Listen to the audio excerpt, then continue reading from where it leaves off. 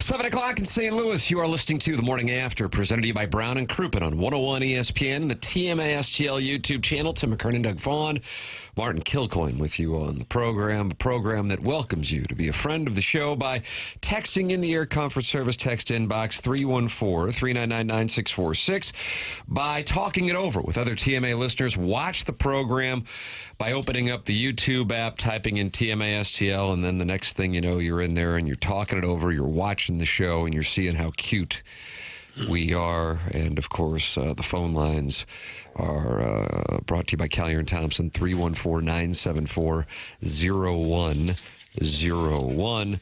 Jake Reynolds, Doug, he's always in there, and he says, "Morning, boys." Well, hello, Jake. Isn't that nice? Yeah. It's nice to see you there this morning.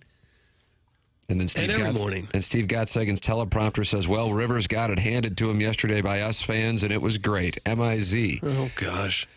There's a war going on between Jamie Rivers and Missouri fans? I heard Jamie's defense yesterday, not that he needed to defend himself, but he also mentioned he sent his daughter to Mizzou and paid for it. And he said, "I'm kind of a Mizzou guy since I spent a lot of money on it." And they both, with the whole show, all four, said they had... Don't leave Marshy Marsh out, or else you're going to have the ire of one Jackson Papers. The entire Fast Lane said they were in shock that this was even a story, and said they didn't clip it, they didn't post it, they didn't put it out. Somebody just grabbed the video of the show where Jamie was saying, "Hey, Mizzou, you got to aim higher. Try and win national championships. Don't get this excited about beating Kansas." And he said, "Listen, I get it. Good for you. Sorry, I wasn't taken away from a rivalry." So they ended up spending their opening segment kind of clarifying. I thought it was most interesting that it wasn't a 101 post. It was just somebody clipped it. "Oh, got him. They're going after us Mizzou folks." Now, when the Frances audio arrives on this program, it is clipped, I believe, but I don't want to speak for Jackson Burkett. The back after this, it's at back after this. Is that what it on the is? Twitter tweets, the account is Funhouse. Is that correct? Nurse? About 90%, I would say. Sometimes Francesa, nowadays on his own podcast. Bet Rivers. He'll post some clips that I think he thinks are like, this is some world-class analysis. This is why they put me in the Hall of Fame. I'm going to put in parentheses, one of his producers does. Yeah. Okay. I would not imagine he's super involved with one of those brave souls. Yeah, that get the what's what and the who's who. Often, I assume. Hey, Vinny, this thing won't upload over here. What's going on? Yeah, I can't see that happening. I just cannot see. The Pope putting those out. I used to see the tweets from Funhouse, so I know there was a whole... Oh, yeah. Big fan of that account. That was their whole early revenue stream. Francesa takes. I don't know if there was a revenue stream per se. Their whole model was just to do Francesa clips, but a way to fill time. But I'd be curious who. Hey, and God bless the show. Clip our show off for all I care. It doesn't matter. But where the original clip came from. Because, yeah, that is interesting that it was a fan who was watching the Fast Lane, clipped it, because then Papers plays it back on our program, and I thought, I don't really think that's that big of a deal, but I don't know. Well, true blue college football fan does not want anyone to say anything the slightest bit negative about his team. College football seems to bring out the worst in people. Doing a live read. And the best. I love a great atmosphere. There's nothing I love more than college football in terms of sports, but like when you're talking about the discourse around it, the actual sport and the game itself, a beautiful thing. That's America, Jack. Right? Who's That's more America, Cleo Jack. McDowell coming to America. New segment. But the discourse around it is as toxic can get. Who's more banty, the coaches or the fan base? Fan base. Coaches are sneaking up there. Yeah, it's chicken and egg, honestly. I noticed Drinkwitz yesterday took the tone. I think a lot of us were saying, like, hey, that's great, but he was sort of negative about, and, of course, they've got Louisiana, Doug, so now you got to turn it around. Instead of nobody believes in us, now the coach is mad at you for your performance. But this is the business model of college football, Coach. Yes. What was the most defining win as far as a favorite skull-pounding, another Power 4 team this past week? And I know this isn't fair, but, Doug, I'm gonna put it out there. Anybody top of your mind? Oregon. Yes, exactly right. Dan Lanning interviewed, is it Jenny Dell who does sidelines for CBS Sports? Dahl? Dell? Is it Dell? Bobby Dahl was the basis for Poison. Jenny Dell, sideline reporter for CBS, I believe. And he's interviewing her after the 69-3 win over Mike Gundy in Oklahoma State after he complained about the big budget Oregon program. And he starts talking about some things that he really didn't like in the game. This is after they won by 66. And what I'm saying is this is what college football coaches do. So I was reading the transcript of Eli Drinkwitz's press conference yesterday, hashtag getting ready for Louisiana, the Raging Cajuns, 3 o'clock, Doug, coming to town. And somebody tried to play along with what took place on the SEC network when they were interviewing Bo Prabula about Eli Drinkwitz being a dork and the biggest dork in college football, which Eli Drinkwitz said himself he was. And somebody started off, Coach, what makes you the biggest dork in college football? And he wasn't having it. No, I wouldn't think he'd be too happy. He was saying, well, I mean, I don't know what being a dork has to do with our focus on Louisiana. There were some things against Kansas. Papers, well, you're shaking your head. Is it because you're looking for that audio, or is it because... I know where you're at, Papers. Or because... Both. I'm going to find that. I wasn't shaking my head. I will find the audio. No, I think you're saying, all right, Coach, do we want to be the funny guy or not? Right. So Like- poor little media kids say, hey, Coach, I saw the clip. I of was you wondering who yesterday." asked that question. I doubt it was the Colonel. That might be a guarantee.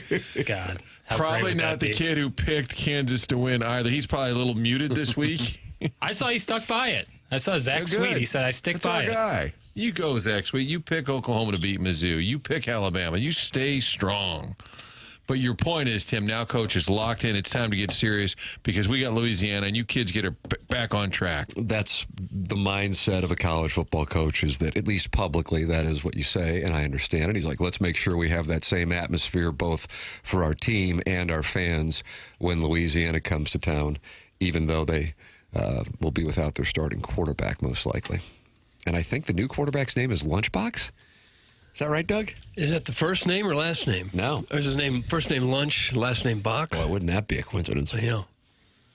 The Raging Cajuns. I feel like that school's changed. It used to be Southwest Louisiana, and then it became Louisiana, then it was Louisiana Lafayette. There's a Louisiana Monroe. This is not that. ULM.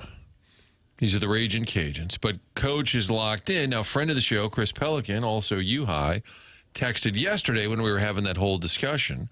He said Drinkwitz loves the disrespect card. That's kind of how he motivates the troops. Something to prove, stand on business.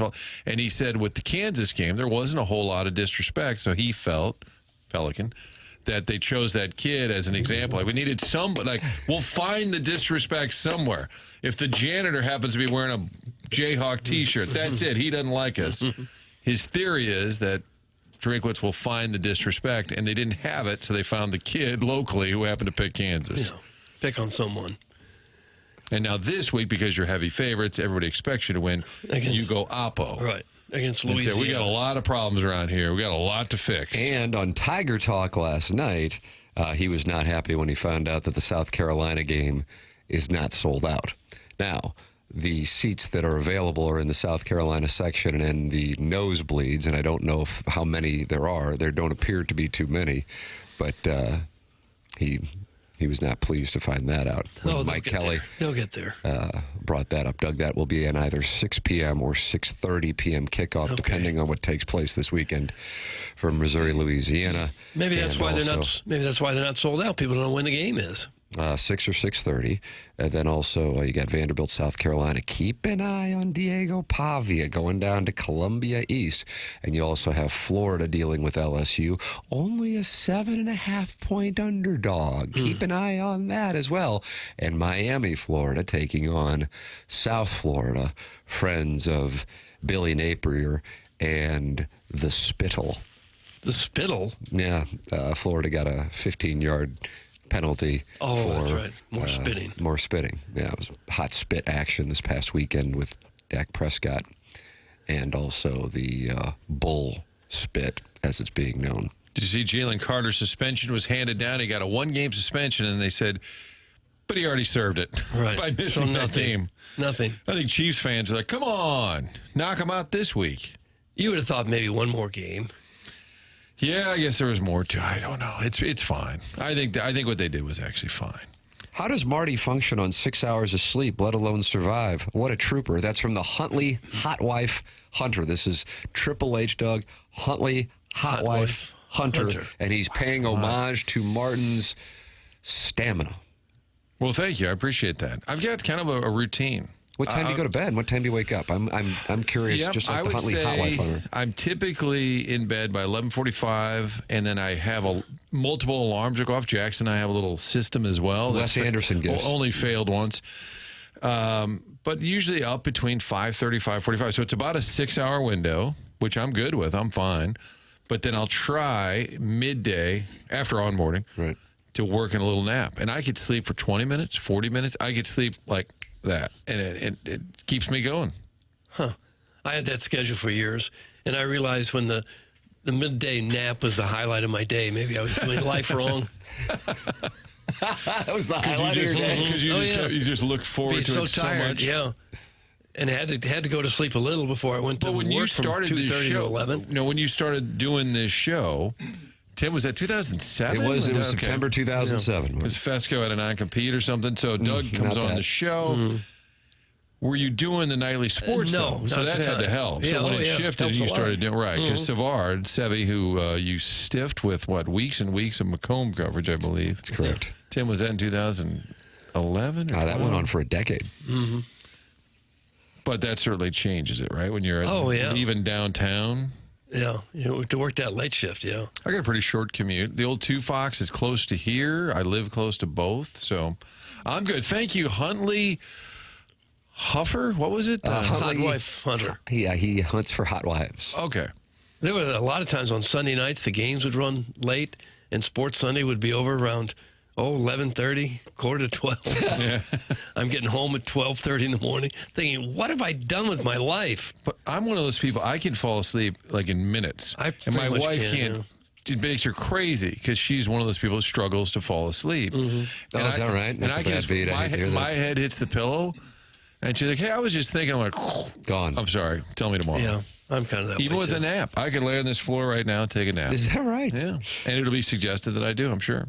Mid-teams that win emotional games rarely cover against dumpster dwellers the following week. Drink knows what's coming this Saturday. That's from Steven Time, who, if I'm not mistaken, bet Chairman Kurt and showed up here at the studios with a $50 bill on whatever the bet was this past weekend.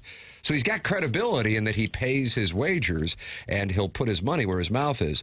I got respect for that, and he is forecasting Missouri not covering. I gather. I can't imagine he's forecasting a loss, but maybe he is. I don't know. Steven Time this week, Doug. I'm concerned that the state of Louisiana has more Division I schools than they need. They got LSU, Louisiana Monroe, Tulane. Am I missing any?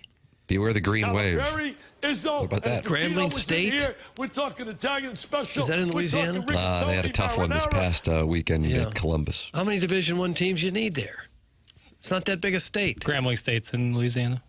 Grambling, Louisiana, in fact. Okay. Well, that's 5. They don't need 5. So you'd like to see some upsets me a relegation? little bit. Yeah. Maybe Missouri picks up one? We could use another. Who would you want? 2. That's a good question. We've got, 4? D1? Yeah. Missouri State, Mizzou. Lindenwood. SEMO. Yeah. Louisiana Tech. We're getting a number of texts about Louisiana Tech. There's 6. Is that where Terry Bradshaw went? Louisiana I Tech? think so. What was that? Chairman? McNeese. McNeese is State. another one? Also Nichols. So I say this is way too many Division I for the size of the state. They play a lot of ball. Okay. So Tim, the starting quarterback for Louisiana, who had played previously at LSU and Ole Miss, or at least been on the team, Walker Howard is the quarterback for Louisiana, who is out for the season. And then I've got, I believe it's Lunch. See, Doug? Chandler Field. Let's see, Lunch Winfield. Lunch Winfield will be under center for the Louisiana Ragin' Cajuns in Columbia on Saturday. Hello again, everybody. And you are looking live at Faurot Field. And his nickname is Box.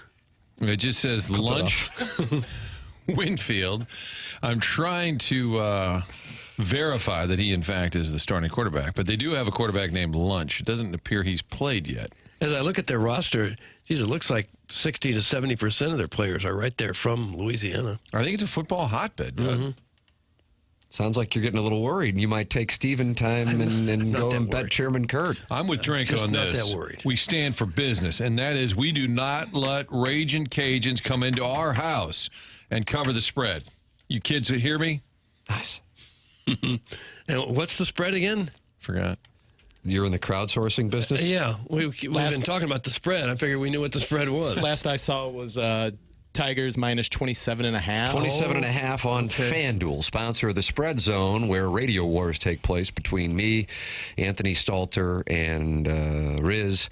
But the Spread Zone podcast last week, Doug, 14-7 against the spread. They went 5-2. I went 4-3. We are recording following today's edition of TMA. 27.5 points, the spread for Missouri and Louisiana. Sounds like Steven Time is going to take the 27.5.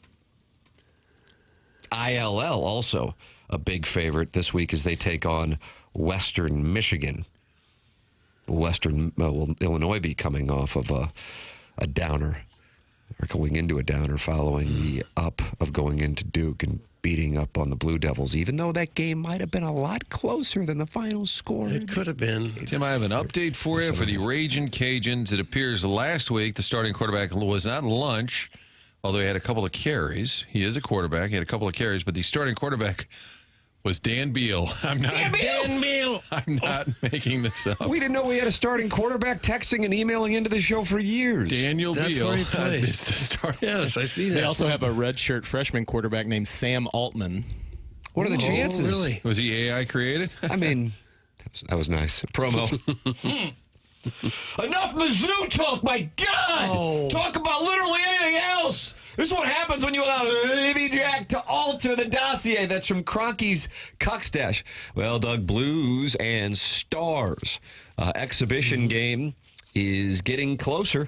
We are only 10 days away. I'm excited about that game because the outcome is so important. You want to get started on a positive note. You want to go into that first preseason game and rattle some cages, maybe upset a few apple carts. So I would look for the Blues to win that one 5-1. I'm pretty sure Curbs and Joy didn't know when the game was. Like we said, when's that first? Well, it's coming up soon. It'll be right after camp. Well, here's what you do, Tim. Coming up, the Libitor Arozarena trade. Nice. What do we know now, all these years later? Who won that trade? You might be surprised.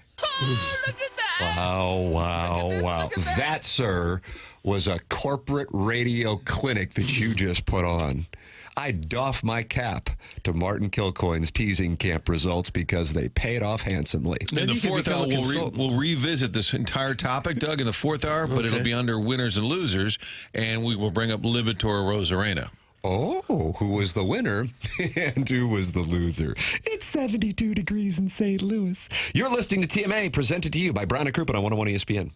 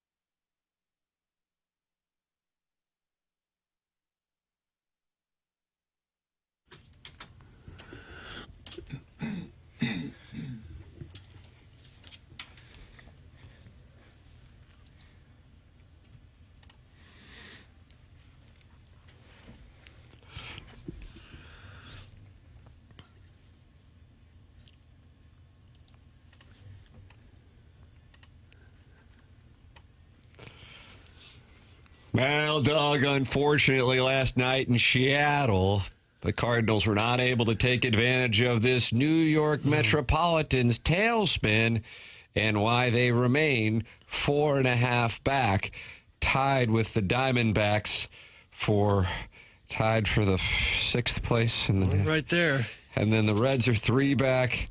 And the Giants, and of course here the Tam Avenue Capital Partners gave you the Giants to win the National League and the World Series at plus 20,000. Why the odds are the same is beyond me. I don't know. But again, it's tough to get a good sports book because we're working on this video poker thing that a guy is focused on in Jefferson City. So maybe sometime in the next few months we'll be able to gamble with diversified sports books and lines. But in the meantime, plus 20,000 for the Giants to win the National League. And now they are 2 back of the wild card Mets, who have lost 4 in a row. What a wild card race we have that the Cardinals are just lurking in the background. We're right there. Hello, wild card. I see you stalking us still. Two Good games. to see you again. We've lost 2 in a row. We're still right there. Right there. 4.5 back. Daddy likey. I really want the Mets to win and to have a great year because they spend. I hate the fact that they'll probably finish a little over 500 or, whatever. The final number is not going to be too robust. And a lot of owners will say, well, see, spending doesn't really equal winning. And I'm like, God. The Brewers will be the example for that. Yeah, they'll be the opposite example. Cards are 2 games under. And 4.5 out of the wild card. There's still time. There's still time. I kind of get a kick out of seeing the Mets spend all that money on Soto and not going anywhere. I kind of like that. Mike Schilt's hot seat is only 2 games out of the National League West. Dodgers, 81-64. Mike Schilt's hot seat, 79-66. You think it's possible Schilt has another playoff team and gets the boot right afterwards? You look at the Padres lineup when they're playing, you're like, wow, they got Tatis. Oh, that's right. Oh, they got Machado. And then you look at the Phillies. Oh, Schwarber hit his 50th. Oh, they got Bryce Harper. It's what Doug said yesterday. Then you look at the Cards lineup like, oh, yeah, he's still here. Yeah, what do you got? Oh, yeah, he's still here. It seems like every team that comes in has 4 or 5 players better than anybody the Cardinals have. Producer Dave, not happy last night, said, why isn't Walker playing? This is ridiculous. And I walk in this morning, and Doug said, well, they didn't play Walker again. I said, it's a thing. And I said, well, what do you want to do? You going to tell Newt he's not playing? You can tell Scott he's not playing? And Doug said, yes. Yes. Yeah, because I think that's one of the biggest answers you've got to find. You've got to come up with a decision on him, whether you're going to continue to build around him or at least have him a part of your regular lineup next year or not. And the way he's hit this year, that answer has got to be no. He's not part of it. Well, I agree. He needs to play, if not every night, almost every night. You have a cluttered roster, even though it's not a very good team. That's an interesting problem to have. And they're still without Donovan and Nolan Arenado's going to be in Springfield tonight, I believe, playing the game of baseball. Yeah, I think you might cover that 0.5 over. It seems like he's committed to trying to showcase his wares in the final 2 weeks of the season to try to get the hell out of here. He is like a college graduate who went somewhere other than a Missouri or SEC school and does not want to live at Brentwood Forest. What's wrong with Brentwood Forest? About to say, ouch. It's not about you, Papers. It's not about Brentwood Forest. It's about the cycle. And what he wants to do is he wants to get out of town, and so he's going to do a little 2-week showcase. If he were happy here in St. Louis, I think he'd probably just go, yeah, we'll get around to it in Jupiter in mid-February. But I think he's going to try. That's what I asked Brad Thompson when he was with us on Monday. Don't you think this is about trying to show that he's healthy and putting on some kind of little showcase for the final 2 weeks in the hopes that somebody will offer him safety, refuge?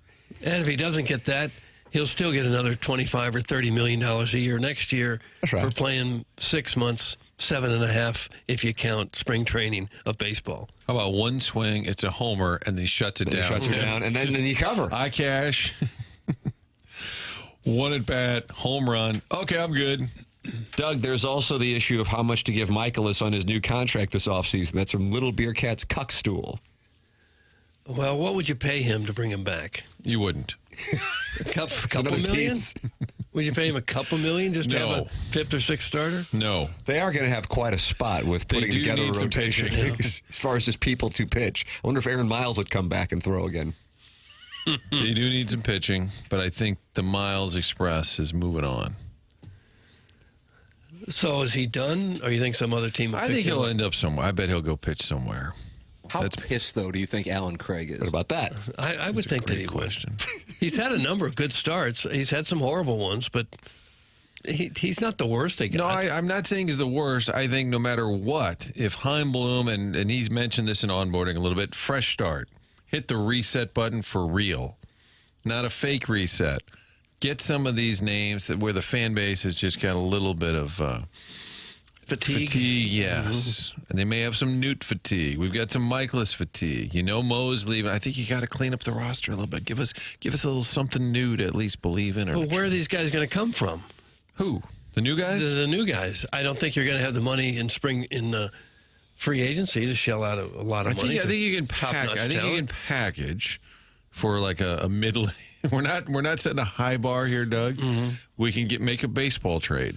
And the Strickleck's a good hockey trade. This Yeah, will be you a don't good, have to say baseball. This is going to be a baseball trade. You package a little of this, Newton, some fellas, get yourself maybe a 4 or 5 starter. That is an exciting rebuild. How many times have you grabbed the poop? Oh, Great question. oh. Doug, is that a question asked of Lenora Sellers, who's making his way to Columbia, Missouri here in 10 days? Am I correct on that? That could be fun for the fans. Hold up some fake turds. Papers, I know you look like, you know what? You look like a little gentleman today. Do I? Yeah, the guy's a gentleman. Would Yeah. you call yourself a snack one time? You ball striking? No ball striking today. What do you got going on? Well, It's got no. a different look. I mean, Harrison's brother Master has been attacking your attire on the program, and you're all dialed up. The haircut looks wonderful. Thanks, man. No hat. Yeah. Got the what is that? Doug, is that a Holderness and Bourne shirt? It looks It like looks like it to me. Sure does. Pete Millar. Pete Millar, which is a different. It's kind of like when some people got Knights of the Round Table from Target in the 1980s, as opposed to the polo. Mm-hmm. This Similar. is Pete Millar, Yeah. not Peter. Yeah, Paulie Millar. That's Stiefel, a little Stiefel action on there. And I don't know. I just woke up this morning, shower, felt good, threw on some clothes. I don't know, That is an unusual thing. That was a Beatles song. It's fascinating. But I know what Tim's talking about. I usually don't dress like this. Right. I figure you're like going to log cabin or something today. You get No. a real job. You stepping out on No, us. I got a lot to do today because I'm off. I'm out on Friday, leaving town Thursday afternoon. So I'm just trying to get ahead of some stuff. So I guess I'm just, business casual. I casually give you the business. Sick. Be This darned. guy's sick. Why you got glitter on? I know I need my glitter. Papers looks like a little radio pro. That's from Doug's Hole Inspector. It is damning of my usual wardrobe that I put on a polo and khaki shorts, and everyone's like, "Oh my God, look People at this, think you John have a D. job Rockefeller." interview. Yeah. Jackson looks like he has an interview at Enterprise. That's from the Crystal City Clamhammer. Are you looking to go to I wouldn't Enterprise? hire me if I was. Shorts. You could rent a car. Shorts at an interview is a no-no, right? Yes. Yeah. So As automatically, is bringing your parents along with you. would agree. Jackson doesn't wear a wrinkled T-shirt one day, and Tim suddenly defines him as an elegant gentleman. That's from the 314. Telling you, I guess the bar is low. Martin has pushed Jackson over the edge, and he's got an interview for an Enterprise management trainee gig. That's from the Hunchback of Vaughn Castle. Oh, couldn't be further from the truth. I love Martin. Another vacation? What is he on the Doug Vaughn plan? That's from Big Tough. I've taken 2 days so far this year. I 2 can't, days. I can't remember the last time I took a day. I'm only taking one You're day. only taking 2 days vacation this year? Oh my God! The hell are you doing? Working. Grinding. Journalism is my life. Yeah. Yeah. Buck Swope's going to conduct an audit on that. I just want to warn you. Yeah, I went You to missed February Anaheim. 22nd. You were also out March I missed 4th. a Friday and a Monday to go to California. I think I missed. I actually track it in a spreadsheet. Yeah, I think I missed one day for Sweet Kai's wedding, maybe 2. Cape Cod. Yes, Cape Cod. You can call in with your Cape Cod experiences. Collier and Thompson phone lines, 314-974-0101. You can also share your favorite Cape Cod memories from your summers. in the Northeast, 314-399-9646. It's the Air Comfort Service text line. Then you got that Michelob Ultra YouTube chat where friends gather and talk it over. Friends like Martin's Wildcat Agenda, Lex Luthor, MD 2020, Kitty Bates, and the Angry Engineer. They are all in there talking it over. It's brought to you by Michelob Ultra. Michelob Ultra, sponsor of the YouTube chat, 95 calories, 2.6 grams of carbohydrates, and also the Lemmings Open, which is taking place at Oak Valley 3 weeks from this Friday. It's going to include donut drive-in for breakfast. It's going to include Lion's Choice for lunch and small sliders for dinner, and all the Michelob Ultra you can enjoy. Get your foursome together and go to 101ESPN.com to sign up for the festivities. As we partner with Birdies for Bipolar, it's the Lemmings Open, presented to you by Michelob Ultra. Hello again, everybody. Jackson, do you have a pairing? I don't. My father, who I played with. Oh, yeah, he's going overseas, wherever the jet lands. Is that what they do? They're going to Europe, my mom and my dad. So he will be out. So I think I'm a free agent, you know? Oh, wow. Yeah. So if anyone has any interest, I'm available. This guy can strike the ball. This could be like that tournament at Gateway National where you were sold off to a team that didn't know who you were. I was bid on, yes. I approached the gentleman who I was told bid on me, and they said, "Who the hell are you?" We didn't spend a nickel, which was humbling. It was hurtful. It was humbling is what it was. But we fought through it.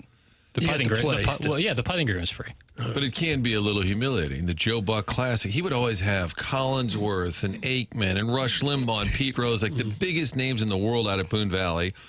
And one year somebody didn't show, and so like in a panic, he called and told me to come out there. And I said, "I'm a nobody, Joe." And he goes, "That's fine. They don't care." And I said, "Thanks for agreeing with me." So then he's introducing everybody. He's like, "We've got Troy Aikman over there," goes in.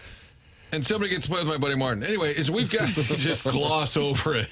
And it was the Sun Trups. He goes, "It's fine. They don't care." It's like late night hosts. They have like a reserve guy in case someone doesn't show. Is that right? Conan would have Norm Macdonald come in sometimes. And just sit there and just tell stories and hang out. Yeah. But he would be on reserve, but he would get a little like bit if of someone, notice. if someone Not got like canceled. an umpire sitting in case somebody gets injured. I don't think it was like an e-bug situation. Auction off this pale piggy for the Lemmings Open. That's from the recovering alcoholic who sounds like he would like to bid on you. That's nice. I would do that. He's And someone. he calls you the pale piggy. He's someone who, for as much as he talks, intense fashion, he puts his money where his mouth is. Just like Steven time. Certainly. Why does he have to call you a pale piggy? I can't judge what people call me. It doesn't that's hurt not me. fair. Sticks and stones is what I say. No, I think he's looking at you like a snack. Yeah, a little piece of bacon. Jackson's wearing the mutual fund uniform. That's from Doug's prison wallet. Doug, that's called the mutual fund uniform? Why is that? Not nearly enough Patagonia. Not nearly enough.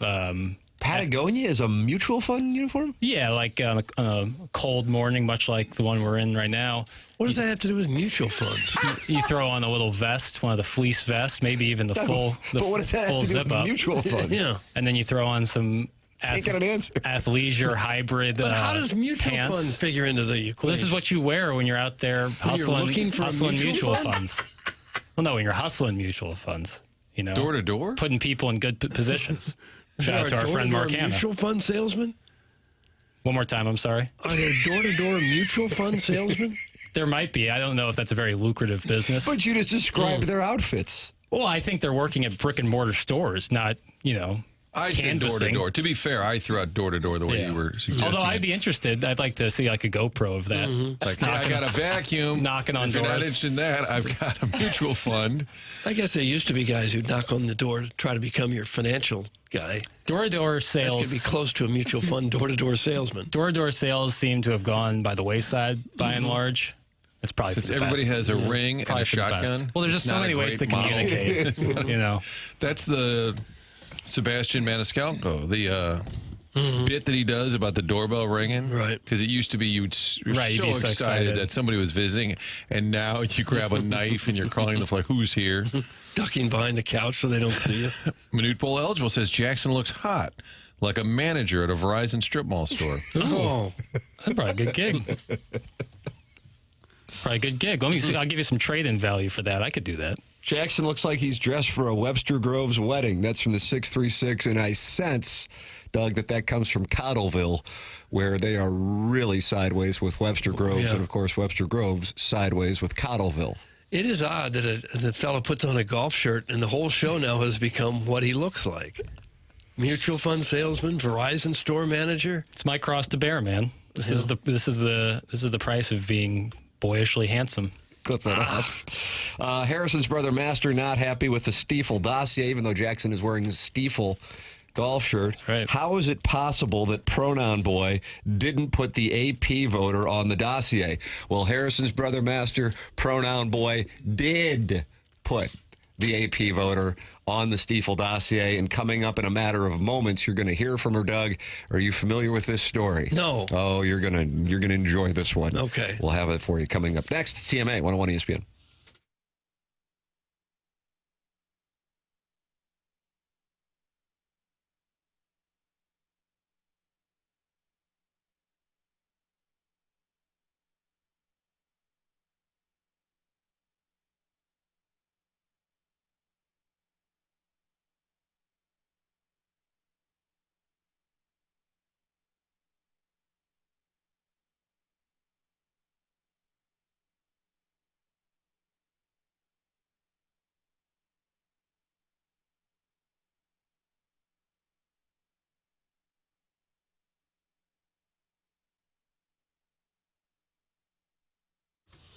Universal Windows Direct is online at universalwindowsdirect.com. And right now, you can buy 2 windows and get 2 free, and you'll pay no interest over 3 whole years.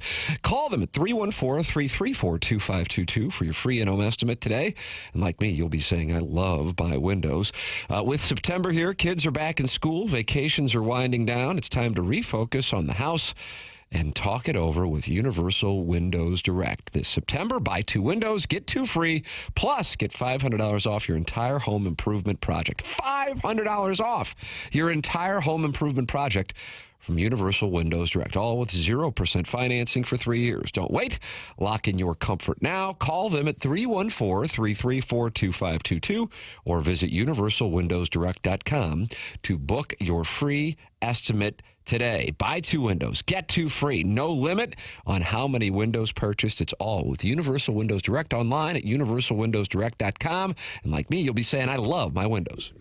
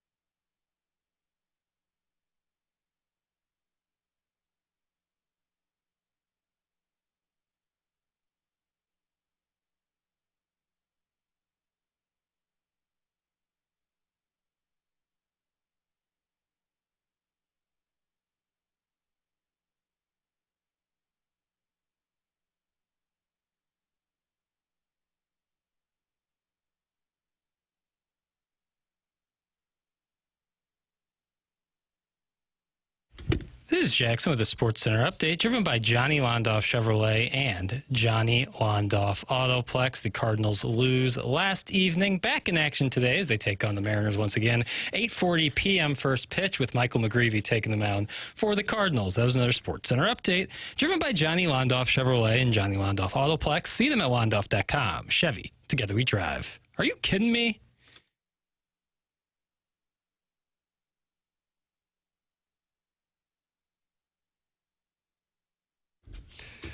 Doug, getting the Michelob Ultra YouTube chat, Monsignor Grundle's in there. What parish is he with now? One of the ones that went out of business, I think. So that allows him to have some free time in the morning, and watch the show and comment along with 200 other friends in the Michelob Ultra YouTube chat on TMA's channel. And he says, I would bid on Jackson. He's solid on the chorus and also a cutie patootie. Oh, gosh. That's absolutely correct. Which part? Both. Have you entered scores? Because your gin has become a... No, Doug, is that a problem? I could care less. That's why you're my guy. I had a card expire. My debit card that was the USGA had expired. You have a debit card? I have a debit card. Is that what you said? Yes, I have a debit card. A debit card with the USGA? I'm with you, Papers. I'm with you. Monsignor Grundle. On my USGA account had this debit card linked to it. Oh. So that's how I paid for the USGA. You got to pay to enter your scores. Yeah, it's a nominal fee. To be a member of the USGA. It's very small. But I let that lapse, and I didn't realize it until about June, maybe probably May, when I was really playing a lot. And I was like, I'm not playing too often for money, so I didn't just do it. And now at this point, I'm not going to pay it because I'm only got another month or two of playing, if at most. So next year I'll be back entering scores. I'm telling you, I promise you, my number is not any much higher or lower than it is right now. That's what all the guys who wind up in the river say. Oh, I think I'm an 8 or 9 right now. I wouldn't shoot around. That would be like, oh my God, this guy's not a 9. And I could shoot around and be like, oh, this guy might be a 14. So I think it's pretty innocuous. Well, the only thing fair criticism. The only thing most people have to go on is that shot that you were videoed on in Florida, where you tanked it. Remember the hybrid shot? Yeah. Oh yeah. That's really all most people have to go on. I know. Alec Burleson kind of took me to task on that one too. That one hurt. You can join the conversation with Monsignor Grundle. YouTube, open up the app, type in TMA STL. The next thing you know, you're watching the program, and then there is a Michelob Ultra YouTube chat. You can live stream the program, 101ESPN.com, the 101 ESPN app, and always go back and podcast it, whether that be by the Schaefer Door Company podcast or by just rewatching on YouTube. All of those options are there for you with TMA here on 101 ESPN, presented to you by Brown and Crouppen. Doug, before our commercial break, you said you were not familiar with the AP voter story. No. I would like to brief you. Martin, are you familiar with the AP voter story? I am not. Chairman Kurt, 100% is. Chairman Kurt is on the social medias. Jackson is, because I was sending him and Chairman Kurt, hey, could we make sure we have audio of Haley Sawyer, Doug? Haley Sawyer, Doug. All right. Here is the background. Okay. Haley Sawyer is one of the Associated Press's voters for the top 25. Would you like to venture a guess on the number of voters, sports writers and broadcasters, who make up the AP poll? 50. Martin. 300. Doug wins, 62. 62 Only voters. 62 At voters. least I was close. Okay. That's right. The sports writers and broadcasters have to fill out their ballots and send them to the Associated Press in time for the rankings release on Sunday afternoons. The new AP poll typically comes out at about 2 p.m. Eastern on Sunday, a little more than 12 hours after the final games finished up. It's a quick turnaround for the voters, but it's part of the job. This week, one AP poll voter by the name of Haley Sawyer of the SoCal News Group submitted a ballot that featured Florida moving up 2 spots after losing to South Florida South Florida, for the record, winning not only against Boise State to start the season, Boise State a playoff team last year, and also winning in Gainesville, 2-0 on the season. They were unranked on her ballot. Florida lost at home to South Florida, but they moved up 2 spots. The ballots of each Associated Press voter are made public, and therefore Haley Sawyer's ballot led to questions. Here is her explanation for Florida moving up 2 spots after losing, and South Florida not getting her vote. Well, sure. But as far as what my votes are and what my process is, I wake up early in the morning after covering a game late in the night before.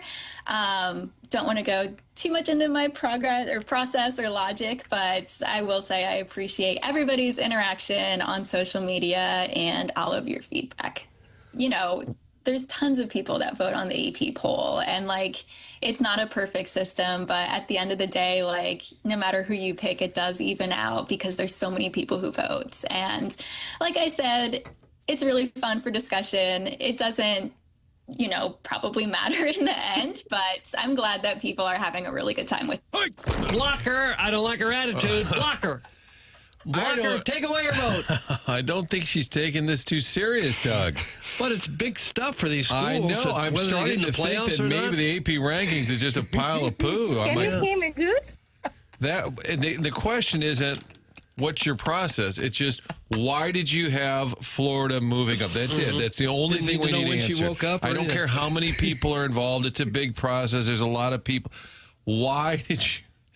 And South Florida 2-0, won at Florida, and also beat Boise State. They've got a trip to Miami this weekend, but they're not ranked. But Florida, Doug, they lost. They moved up 2 spots, and she enjoyed it. I don't know what you guys saw, but I saw a hell of a performance by the Gators. Even in the loss, I would have moved them That's up the home 3. of the bull spit play, the 15-yard penalty. Well, maybe they need a new system. Not maybe. They do need a new system. It sure sounds like it. Couldn't you put together... to win. I don't really know why. Couldn't you put together some sort of blue ribbon panel of 10 or 12 people who really can follow it, and this is what they have to do? Maybe retired people that aren't working their tails off covering another team and completely unable to watch a lot of other games. Wouldn't that make a little bit more sense? I attached a tweet from Eli Hoff. He covers the Tigers for STL Today, and I thought he had a really good take where he essentially said it should be national analysts who get to watch a ton of college football, because if you're a one person, like a local reporter, you're watching your team and covering your team really hard, you're probably not watching a lot of ball.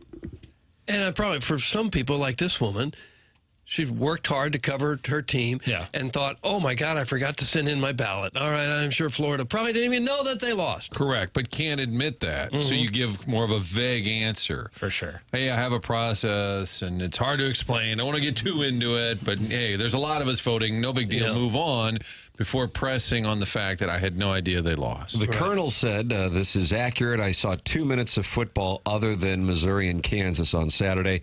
I am less qualified to vote for the top 25 than most of our subscribers or followers. That's the Colonel, who is not a voter but would be eligible if he wanted to be one of the voters. And I think that what you guys have been saying, that's accurate because they're focused on their team. I gather she's covering USC. I have no idea. She's part of the SoCal Sports Network.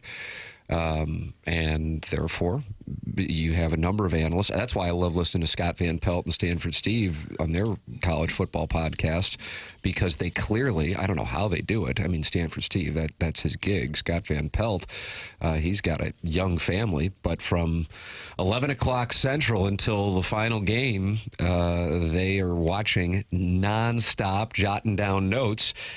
Whereas somebody who's actually covering a team is focused on pregame, likely conducting social media updates throughout the course of the game, then postgame, Gabe's case, doing a podcast, and then writing columns. How in the world would they be in a position to be voting for something that you might go, well, it doesn't really matter, but the reality is college football, of our 6 major North American sports, and I'm including the NHL, NBA, Major League Baseball, NFL, and then college basketball, is the one that only has 12 teams get to the postseason decision, and it is decided by a committee, and therefore the narrative surrounding teams, which in part is framed by these rankings, actually plays into who gets into the playoff. Now, I think that's ridiculous, but that is currently the system, and therefore these votes do have an impact. Again, as ridiculous as it is. There's not enough hours in the day for any one person to watch all of these teams play enough of their games to really have a solid idea of who belongs where. How do you know Illinois, oh, sure, they should be 9th, and Texas A&M should be 16th, both 2-0. You don't. You're guessing. What would you say, Tim, it has less value than it used to? I mean, it used to decide who the whole champion was. Yes, I would agree without An AP question. poll. And indeed, that is the case. Right. There was a story of Dr. Tom Osborne. Doug, do you remember he was a doctor? And I'm he also Dr. Tom Osborne. He coached the Nebraska Cornhuskers. And if I'm not mistaken, it was Georgia Tech who split the national championship with Colorado. Was that 1990 when Missouri gosh, had I the don't know fifth the down years. game against Colorado? I think so. And Bill McCartney, and then there was Saul Anisi, who they were praying for. I Didn't think. like the Omni Turf at Faroe Field, but either way, Colorado beat Nebraska, and it is the theory of some Nebraska Cornhuskers and Georgia Tech players that Osborne was pissed that Colorado beat them, and so in the coaches poll, which Georgia Tech wound up winning the national championship in, Osborne cast the vote that kept Colorado from having both the AP and the coaches poll national championship. Seems fair. Seems very fair. Well, I don't know what the perfect system would be like, but this isn't it. Carlos Spicewiener has a suggestion. This whole thing is a farce until Tim gets to vote on it. That's from Carlos Spicewiener. By the time you get to the end of the season and the teams in the Power Four conferences have played each other, you got a pretty good idea who the top teams are. But right now, 2 weeks in, no one could possibly know. Could they? No one could possibly know after you get past the first couple of 3 or 4 teams that look like powerhouses. After that, it's just a wild guess. If you're basing it solely on what has occurred to date and a team playing 2 quality teams, one of which was on the road, the number 1 team in the country would actually be South Florida. Mm-hmm. They have won at home against a playoff team last year in Boise State, and they won on the road against the Florida Gators. I am not saying that they are the number 1 team, but if you're just basing it on what has actually occurred, because for the most part, teams have played one butt-ass and then one quality team. Not everybody, but for the most part. But I would like to know, and I'm trying to find out online here, how do you become one of the 62 AP poll voters? Because it seems obvious, like the Joel Klatts of the world, who probably do watch tape all week long. Josh Pate. There's a bunch of folks who would fall into that category who just cover the entire landscape of college football who would be qualified to vote. The reason I said 300, I thought it was a little more like the Heisman. I thought they just had a wide swath of people submitting votes, and maybe There are a billion Heisman voters. Yeah, that's why I thought it was similar. 62 total. But when you defend yourself, or given the chance to defend your vote, you might want to be a little more specific than saying, well, I have a process, and you don't really need to know. Maybe they do need more voters. Maybe more voters would give you more eyes on more teams, and you'd have a better general idea of what's what.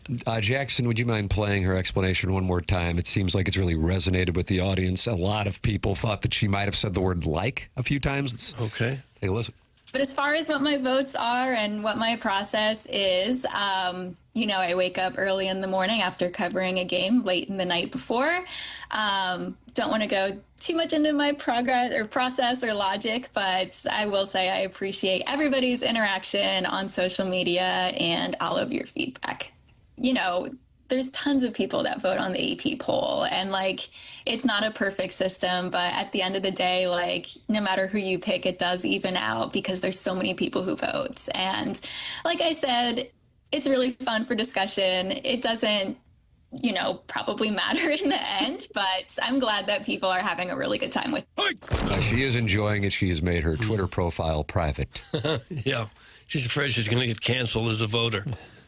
And maybe should. Maybe she should be canceled as a voter after that. I think if you're a diehard college football fan, which would probably make you a bit of a nut, you're not going to appreciate the laughter or the tone that it was. That's a good read, sir. That it is wasn't not playing well. Yeah, that it wasn't really a big deal to anyone. Haha, don't worry about it. Don't think that'll play well with Joe, college fan. They should require all voters to watch every top 25 game before submitting their votes. Doug, that's from the Fluffernutters fan page moderator. Again, there's not enough hours in the day to do that. You can't. You couldn't possibly do that. These games are like 3.5 hours long, sometimes 4 hours long. And how many teams are playing Division I football? You can't possibly know what all these teams are doing. You just couldn't. If you just don't think about it, it actually makes sense. That's from Dirk 3K. Dirk 3K. Okay. All right. Well, I guess maybe I'm going to stick with my thought that it needs more voters. You need a couple hundred voters so that you have more eyes watching the games. So I think Mizzou fans, when they're not ranked, think, oh, man, they're out to get us. And it's actually probably just disinterest or people not paying attention. People thinking, well, Mizzou traditionally hadn't been that good, so we'll put them way down like we'll vote 25 Florida in this week. Or 6, yeah. By the way, Dr. Tom Osborne's still alive. And when he left Nebraska, left coaching, didn't you think he was old at the time? Like he was 60 when he left. Is that right? Yeah, and you felt like he was about 80 when he left the Nebraska sidelines. How old is he now? He is 88. Is he? Dr. Tom Osborne. Hey, guys, I do not have a vote in the AP poll, but I am looking into who the Colts play next. It might be a neutral site game, but I can confirm it will not be against the Dolphins because they just played. Thanks, and hashtag free perk. Doug, that's from Brian Henshin, who covers the Colts, who is looking into who they play this week. Very insightful. There really is no way to get that information that I know of, just well, he's offhand, a reporter. What the schedule would be. I think they keep it pretty much under the vest. You find out on game day who you're playing. Broncos are coming to Indy. Look, if you can't check the box scores of the top 25 games to see who won, then you don't deserve to have a vote. That's from the 618. Well, yeah, I would agree with that. I'm just saying I think she probably forgot, probably just blew it off and then said, oh, yeah, I got to vote for somebody. Why does the poll have to come out so fast? Maybe if they waited till Tuesday, the voters could make a more accurate vote. I don't hate that. Yeah. From Hyman the Roth. I don't hate that at all. That makes sense. I think it's kind of a nice take from Hyman the Roth. I always find it weird how it's Sunday at noon. That's an unbelievably quick turnaround. And I would also tell you, if you want to bury some news involving the sport of football, release it right when the NFL is kicking off and owning the scene for the next 10 hours in American sports culture. Even doing it Monday at noon would be better, way better. But I think Tuesday is probably the right play. Yeah, I always found it odd how quick the AP. But with give it an extra day, and all these people that cover college football have a day to kind of catch their breath. Yeah, well, they're covering their own teams. That's it's so hard to even cover your own team and get everything out by Sunday at noon, let alone try to make a top 25 poll. Maybe polls are stupid. The SLU men's soccer team last week, Doug, they were 16th in the country. We went to do a story on them yesterday. How about that? The 16th best team in the country. By the time we interviewed them, they dropped to 24th. Oh. And I looked at I'm like, wait a minute. They lost one game during the week. They won a game. The game they lost was at Indiana. 1-0. Okay. And Indiana is currently ranked number 1 in the country. Okay. So they lost at the number 1 ranked team in the country 1-0 and dropped 8 spots. We may want to vet the college soccer poll. Probably the same gal voting there. My goodness. Big Tough not happy with the Stiefel dossier. Yeah. What segment is the dais breaking down the Ryder Cup today? This dossier stinks. Oh, gosh. Well, Doug, the Stiefel dossier features Matt Holliday joining us at 8:30. Jeremy Rutherford in studio taking 2-part questions coming up at 9 o'clock. Cardinal starter Andre Pallante at 10 o'clock, the big league impact guest this week. And then the Design Air Heating and Cooling email the day, the morning after, at InsideSTL.com. Design Air Heating and Cooling online at DesignAirService.com. Doug, I'm telling you, I think we live in San Diego. I think we live in San Diego. The forecast and the weather over the last couple of weeks, just absolutely glorious. And yeah, we hit 93 and 92 this upcoming Saturday and Sunday, but still not a drop of rain in the forecast and temperate temperatures in the St. Louis metropolitan area. But if you do run into issues with your air conditioning, all you do is go to designairservice.com to work with the great Seth Goldcamp of Design Air Heating and Cooling, longest running sponsor on TMA. It's designairservice.com, Design Air Heating and Cooling. Doug's a client, Martin's a client, I'm a client. We welcome you to become a client as well. Design Air Heating and Cooling online at designairservice.com. Send your emails in for the Design Air Heating and Cooling email today, the morning after, at InsideSTL.com. The program is called TMA. It's presented to you by Brown and Crouppen on 101 ESPN.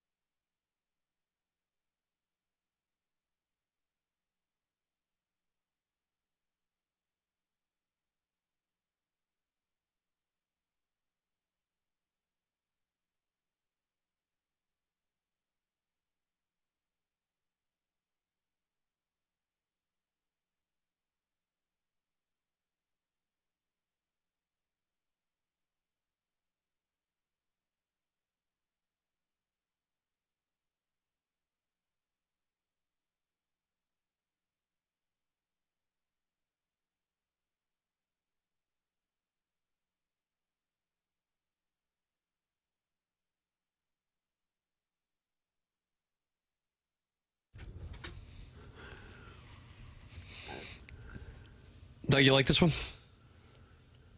Sure. What do you think the music theme is?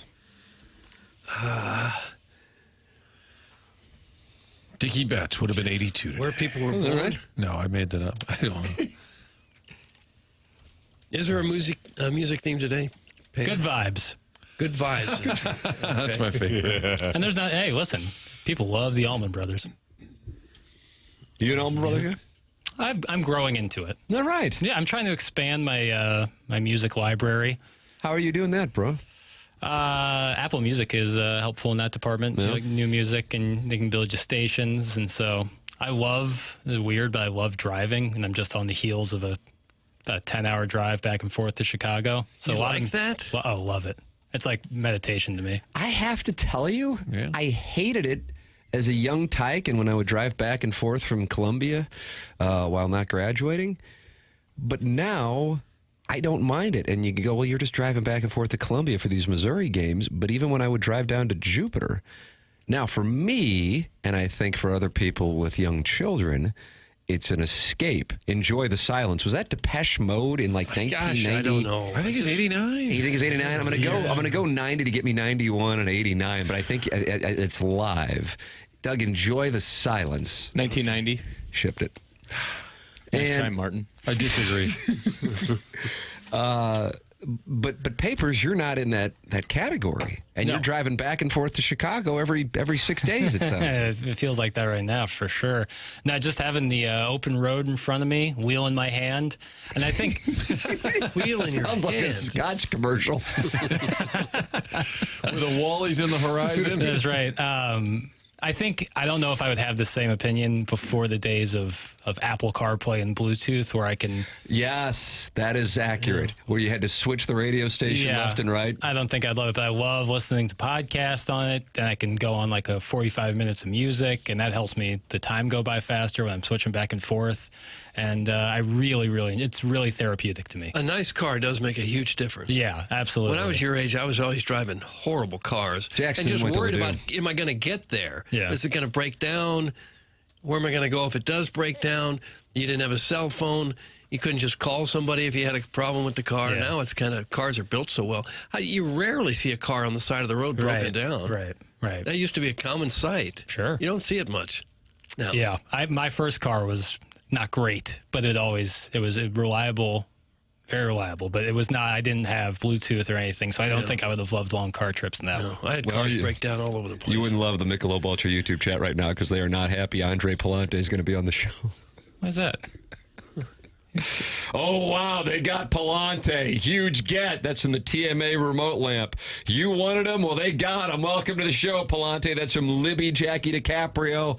And Jackson, there's that therapy you were talking about on the open road.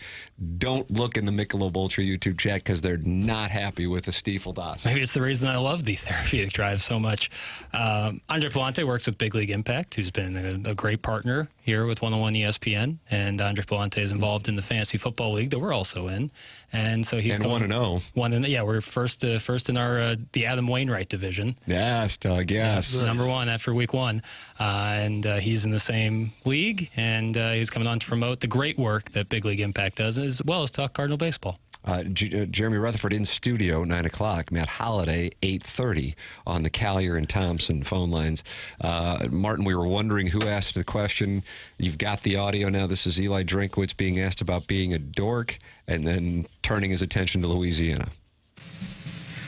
Eli, when you say you're the biggest dork in college football, what's been the process, I guess, throughout your whole coaching career of embracing that and kind of realizing the importance of that self-awareness and transparency as a coach?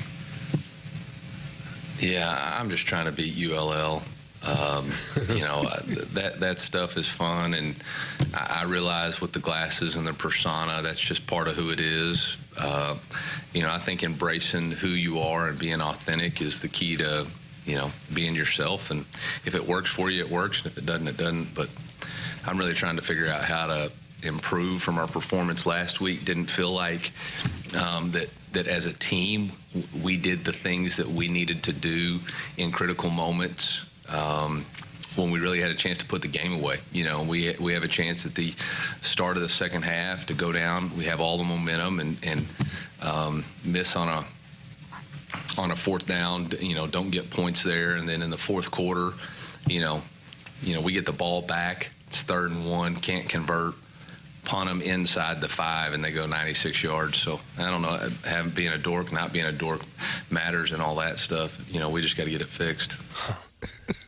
Well, he handled that okay. He could have snapped at the guy and said, "What do you mean, dork? It's okay for me to call myself a dork. It's not okay for you to call me a dork."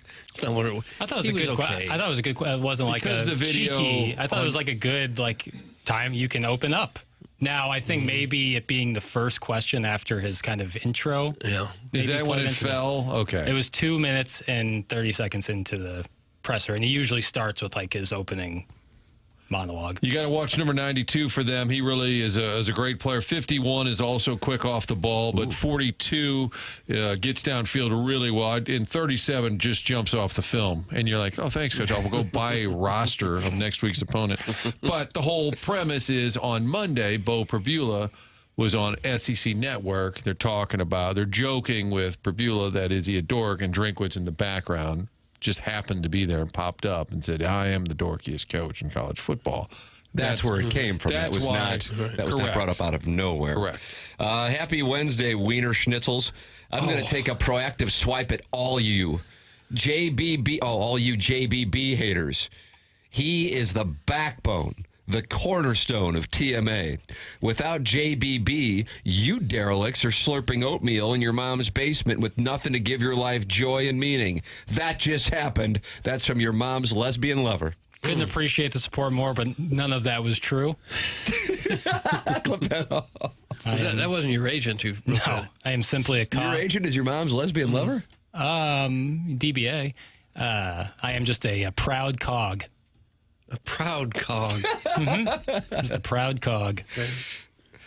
Drink's stupid haircut definitely makes him look like a dork. That's America in the Central West End. Now I'll defend. There's sometimes follicles, male pattern. It's tough, man. It's a grind out there.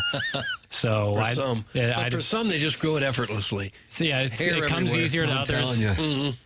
Like Mike Gundy's mullet. Yeah. Man. He's got thick, luscious head of hair. He is catching hell on the social medias, Doug, because as he was walking out of the Autzen Zoo, losing 69-3, where Dan Lanning was not happy with his team's performance, some people in a group were yelling at him, I'm a man, I'm 40, which, of course, dates back to the 2007 rant. Can't shake it and never will. And Gundy, as opposed to ignoring them or saying something to them, he walked over and shook their hands, and they wanted to take a picture, and he smiled for the picture. So now Oklahoma State fans are mad that Mike Gundy, after the team lost by 66, smiled in the picture. Doug, you can't win. Is there anything you can do after taking a beating like that to please the fans? I'm telling you, college football brings the absolute worst out of people. It is their outlet. They're moral, quality people. 6 3/4 of the week, and then that one quarter, they are just bastards. I think it's because a lot of college fans have a personal connection to their team. Maybe they went to the school, so they think that's really part of them. I mean, you can be a diehard Cardinal fan, but chances are real good you didn't play for the Cardinals. But as a Mizzou fan, you might have gone there, and so you've had a connection there from the time you were a young adult till now, so you get a little bit more crazy about it. I was happy to hear that's how he handled it. I didn't know the story. I thought you were going to say, and then Gundy berated him. No. He went over and took a picture and smiled. That's the right way to handle it. But the Oklahoma State fans, some, of course, this is not all, are like, can you imagine? How would you feel if your head coach just got beat by 66 and he's smiling with the opposing team's fans? Yeah. Well, there is a coach right now who currently has great equity as we sit here on Wednesday, September 10th, who by the time he goes to bed on Saturday night will be experiencing cries for termination after his team loses a game in which they're a favorite or a game in which they get blown off the field. You can count on it. It is the cycle. Billy Napier had all the equity in the world going into this past Saturday, and now it's hot seat season in Gainesville. I can open up our dictionary, Tim, if you'd like to put maybe just a person on that list of who's the next one that we're not suspecting to be put on the hot seat. Yeah, because like Kalen DeBoer is off the charts. Right, that's correct. Napier also off the board. All right, so give me a sleeper pick that's going to be like your Mike Schild play was just legendary. It's a long-term play. And it may in 2 or 3 years come true.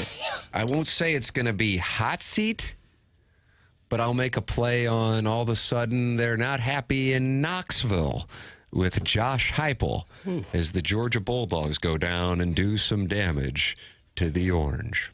That probably delights you to hear, Jackson. Yes, I would love that. That would be great because they're really high on their team right now, and that would be really fun.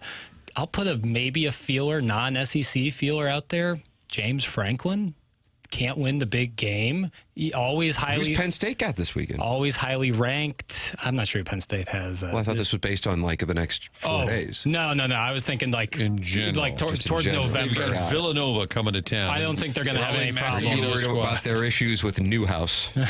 have Howie Long, a Villanova guy. But they have Oregon the weekend after at Happy Valley.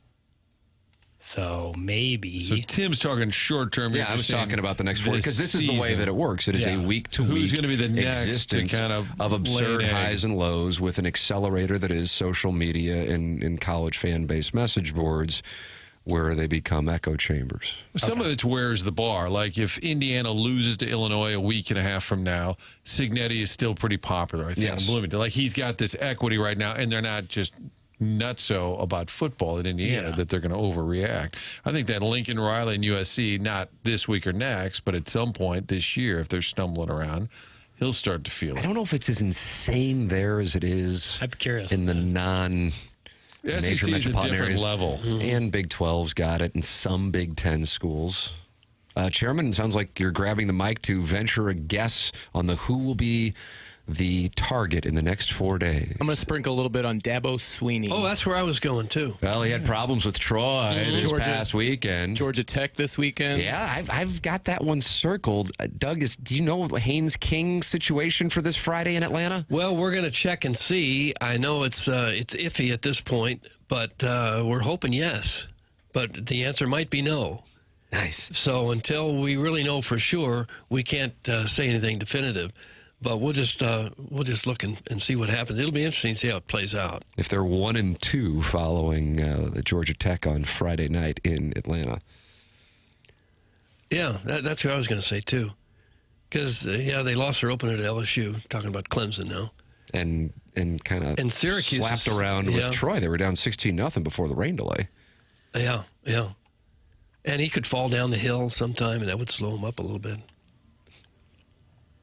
Falling down the hill where he runs onto the field. I was waiting for Jackson. Okay. That's Jackson's sweet spot. Oh, my bad. I was looking for another coach who might pay attention. Well, if it has to be, this weekend, so a vote went to Mario Cristobal. And I was thinking Mario Cristobal. If they lose to South Florida, I was thinking Cristobal, which still probably wouldn't get votes in SoCal. Yeah, but he's got the win in Notre Dame starting the season. Yeah, he's got equity. Yeah, my month-long play then would be James Franklin because they play Oregon at the end of the month, but I don't know. I agree. I like Chairman's play at Dabo. For how long would Mizzou have to fall apart before Drinkwitz could be on the hot seat? Well, if they would have lost to Kansas, I wouldn't say hot seat, but there would have been discontent. Yes, exactly. I think if you go 6-6 this year, people are like, oh, man, what happened? Well, right now, the expectations are incredibly high. They have been greatly increased based on what was, when it was all said and done, a dominating statistical win. Score-wise, it wasn't, but from a statistical standpoint, it was a dominating win. Again, Kansas ran 4 plays in the second quarter.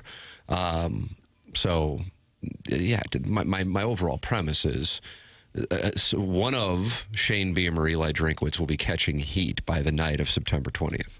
I can give you that. That doesn't mean that they're going to lose their job. Both are in a spot where the expectations are not what they are in Athens, Tuscaloosa, Knoxville, Gainesville. But yeah, there are now starting to be expectations with both fan bases. That game is a pivotal game for both, and they happen to be coming up here in 10 days in Columbia, Missouri. Doug, 6 p.m. or 6:30 start. Okay. Either way, it's under the lights at Faroe Field. The Norris Sellers and the Heisman Trophy campaign.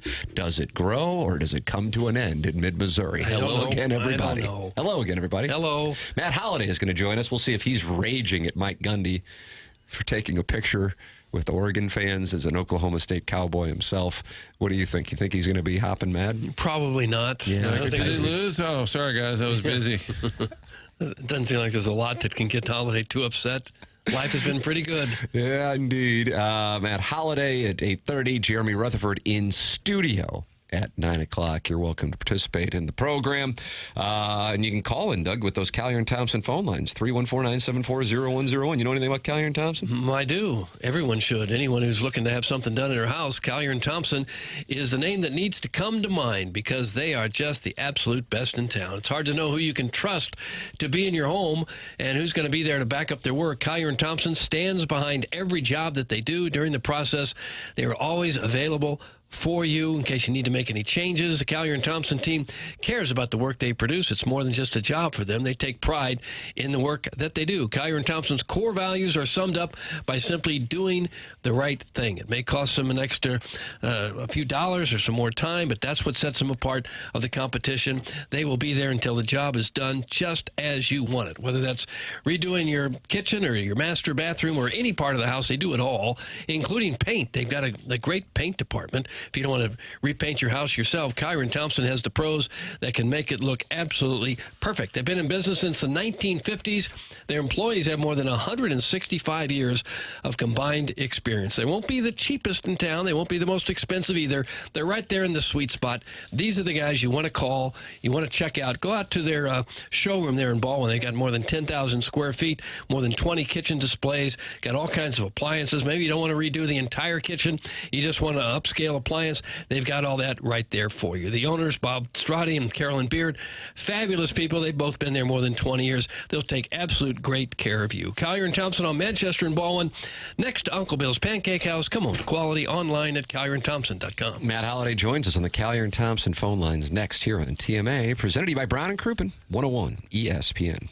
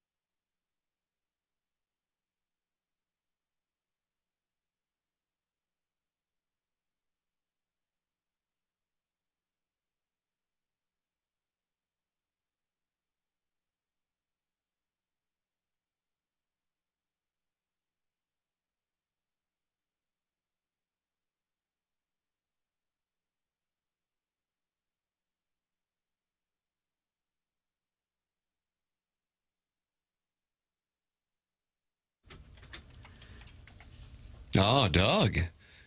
This is Jackson paying attention. Oklahoma Smoke Show? Is that what I heard? I think you might have to apologize to my kids for the language I just heard, though. It's going to be a tough conversation tonight. I'm trying to clean up the 3-year-old's language right now. Yeah. He cursing like a sailor. Yeah. Is it more embarrassing when your 7-year-old asks who you like to cover tonight, Dad? No, I'm proud of him. But when the 3-year-old starts throwing around Carlin 7 dirty words. Yeah, I think I just heard the word a-hole, which you can't say. No, I dumped it. Did you really? Well, it says clean version. Like, I don't like. I don't know what the rules are. I don't either. Like, when it says clean version, doesn't that make you think that they wouldn't have anything even close? Sure. Well, we'll find out because Matt Holliday is joining us right now on the Calvin Thompson phone lines, and he knows the answer. Good morning, Matt. Morning. Jackson played your favorite song. Just an a-hole from back home. See, there it is. He knows. See? That's right. That off. Clip that off. That's exactly right. Can I ask a music question right out of the gate? I think Matt's taking music questions. Matt, are you taking music questions? Sure. How did you handle it? Sounds excited. How did you handle it in the clubhouse? Because sometimes we go in there and in all honesty, the music has so many swear words we cannot conduct an interview. Did it ever bother you if some of the youngsters would be blasting? Let's just say maybe it's hip hop and maybe there's a swear word or two. Yeah. I mean, look, some of those songs where it's just so redundant and over the top. I think there was times where guys would be like, "Hey, can we, skip this one? Move on to another one." I think if you don't like it, a lot of times guys would just leave and go or put their headphones on or go to the weight room or go somewhere else, go to the cage and quieter space. So I don't think it was never really much of an issue as far as, well, usually it was the starting pitcher that picked the music, and we had a run there where it was like, Adam and Carp and Westy and Kyle Loesch. I mean, there wasn't. So if the starting pitcher was picking it, we didn't have a lot of the, the heavy cussing songs per se. Okay. I remember this one postseason there where we couldn't hardly use an interview anywhere. Anything in the locker room, we said, nope, can't use that. Fools hit another game winner, can't use it. Too many rules, too many rules for you guys. Yeah. So, got to protect the ears of the youth. I've got an Oklahoma State question to follow up Martin's music question. Okay. A tough one at the Autzen Zoo for the Cowboys. And I was telling Martin and Doug, Matt, that Mike Gundy was walking out of the stadium, and some Oregon fans were screaming, "I'm a man, I'm 40." And I had him the famous line from his rant in 2007. And as opposed to like yelling at him or anything like that, he just kind of waved, and then they asked him to come over for a picture, and he got a picture, and he was smiling. And some Oklahoma State fans were furious that he took a picture and smiled in a picture with the enemy's fans following a 66-point defeat. How are you on that as an Oklahoma State Cowboy? Yeah, I mean, look, at some point, like, that game was over, like, immediately. So, not a fair fight. We were, I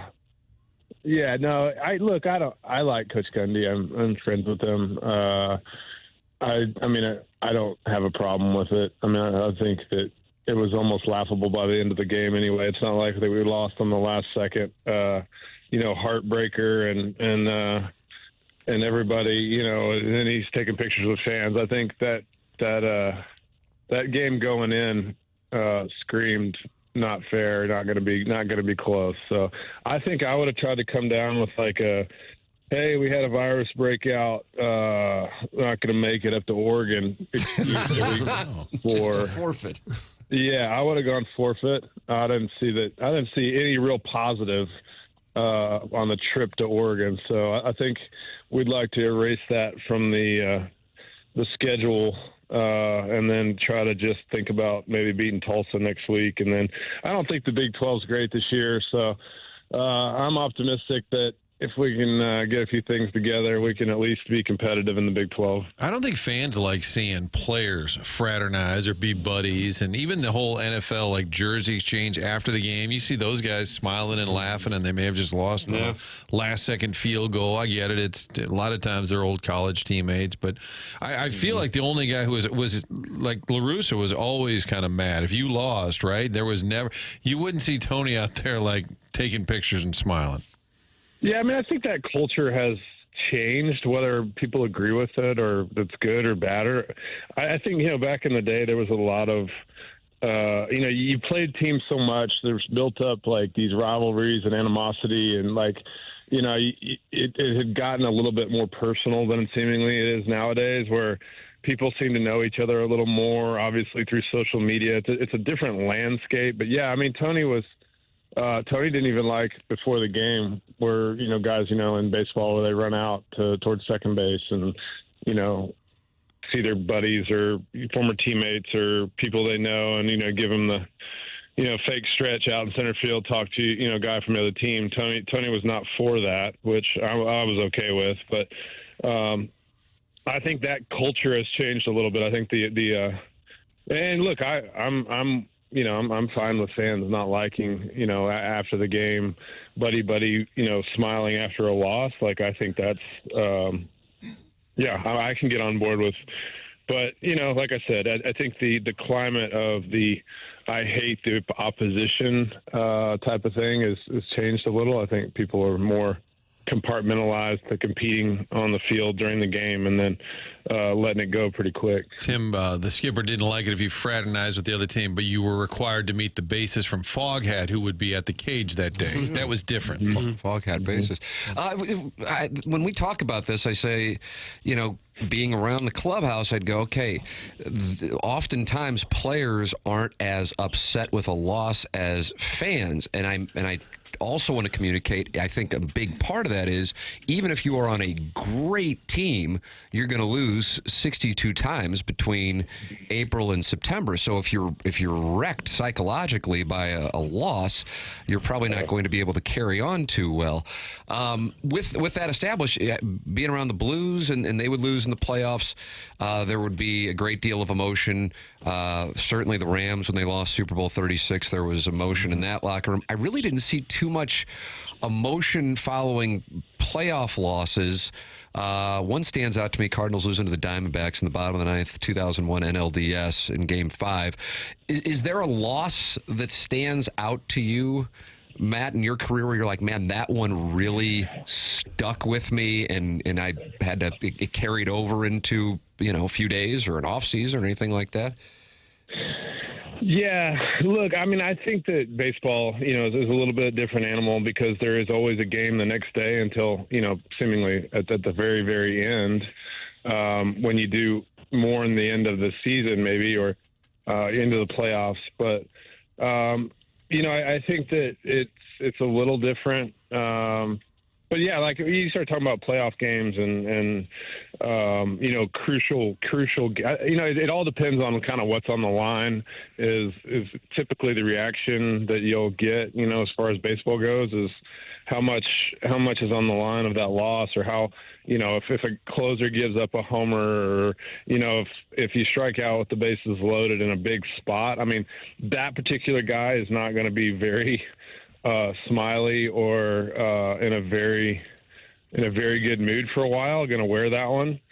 I would say probably for me the ball that I lost in the lights in Dodger Stadium in the playoffs probably was the one that probably hurt the most and stuck with me the longest, and sort of like a gut punch when we went on to lose that game.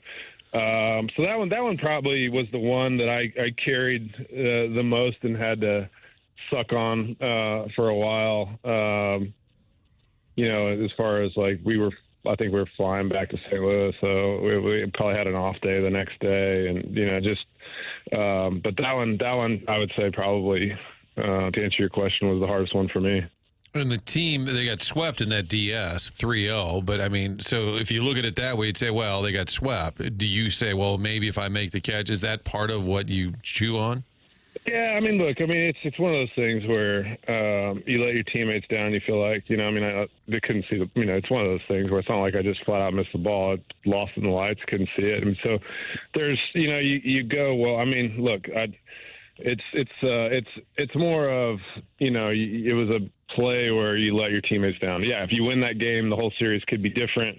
You were, that's where, yeah, I mean, anything could have happened after that, but anytime you do something that you feel like costs your teammates, the guys that are in the room that grinded, grinding, and I think that's the thing that probably stings the most. What do you do, like in 2014, it's Waka who gets thrown out there, kind of stunned all of us, serves up the season-ending home run. Do guys go up and talk to him? You're a veteran at that point. How do you handle it when a teammate is the one who literally throws the last pitch? Yeah, I mean, I think guys just pat him on the back initially. I think that, you walk by the locker room or the locker and you see the dejection of players when things don't go their way or the performance is not what they want. And, it's an emotional situation, at the end of the season. I think initially you just like a good pat on the back. And then, as it gets further away from the actual moment, I think there's a little bit more discussion or interaction or, hey, man, it's all good, just a little bit more talk. But I think initially nobody wants to hear from anybody right after. So you just a little back tap. It is heart-wrenching to see what bad play, like the bad play to Bill Buckner, what that did to him and his whole life. I mean, it's hard. Here's a guy who had a terrific career, and that's really all people remember him for. A lot of people. Anyway. Yeah. That's some of the unfortunate part of sport, when you start talking about big moments and, you forget how great, and a lot of the great things that he did and people somehow they tie a reputation to one play or tie a guy's career to one play. I mean, that's very difficult. I mean, that's something as athletes, you feel for, you hate for the guy and you hate, I mean, it's just, it's just not true. I mean, he had a great career, and I'm sure, like I said, it's difficult, particularly in markets like that where, fans were starving for a championship, and, it's unfortunate, it's unfortunate that things like that have to happen, but, I feel for him. Matt Holliday, our guest here on TMA, weekly segment here on 101 ESPN and the TMA YouTube channel. Doug, Yoshinobu Yamamoto was on the verge of history. And then you know what happened? No. Jackson Holliday. Oh, is that right? Yard work. What do you think of that, Matt? Pretty cool for you as a father, I'd imagine. Yeah. We're watching the game, and I'm thinking, yeah, just I'll take a jam job, anything, at that point, just looking to have a good at bat and then to hit a homer and then for them to win the game. They've done a nice job of playing spoiler role of the NL West in the last I think they won, 5 out of 6 against the Padres and Dodgers. Yeah, they got the Padres real good. Yeah. So, it was pretty cool moment. And then, they walked him off. And so, yeah, proud of the young guy. He's having a good season and, want him to finish strong. But that was a big swing. Yeah, it's pretty cool. Yamamoto, and they let him pitch deep. I mean, it was 112 total pitches, which you never, especially the Dodgers, who are they live by the book. I was surprised they let him push it there. And then Jackson Holliday's home run breaks up the no-hitter, and then the Orioles storm back. I saw the attendance, 42,000. I guess that's Dodgers are drawn. Are the O's drawn, or is it Dodgers? It was Cal Ripken night, wasn't it? Yeah, it was the 21-31 or whatever the night they celebrated Cal, and I mean a combination of Dodgers on the weekend. This is like perfect weather for the Northeast right now. It was a really good crowd for a lot of reasons, but yeah, it it was a big one. Matt, are you taking questions from the audience? I always like to. Yeah. Oh, all right. How about Send them that? in, boys. 314-399-964. Boys, what am I talking about? girls. This is a heavily female demographic. Yeah, although it's Eric who said Matt always looked like a beefcake in the locker room setting. So that was from Eric, unfortunately. Nice. Who's your NFL team, Matt? I don't know if we've asked that before. I'm going to go Cowboys. NFL team? No, my dad was a huge Steelers fan. He's from Pennsylvania.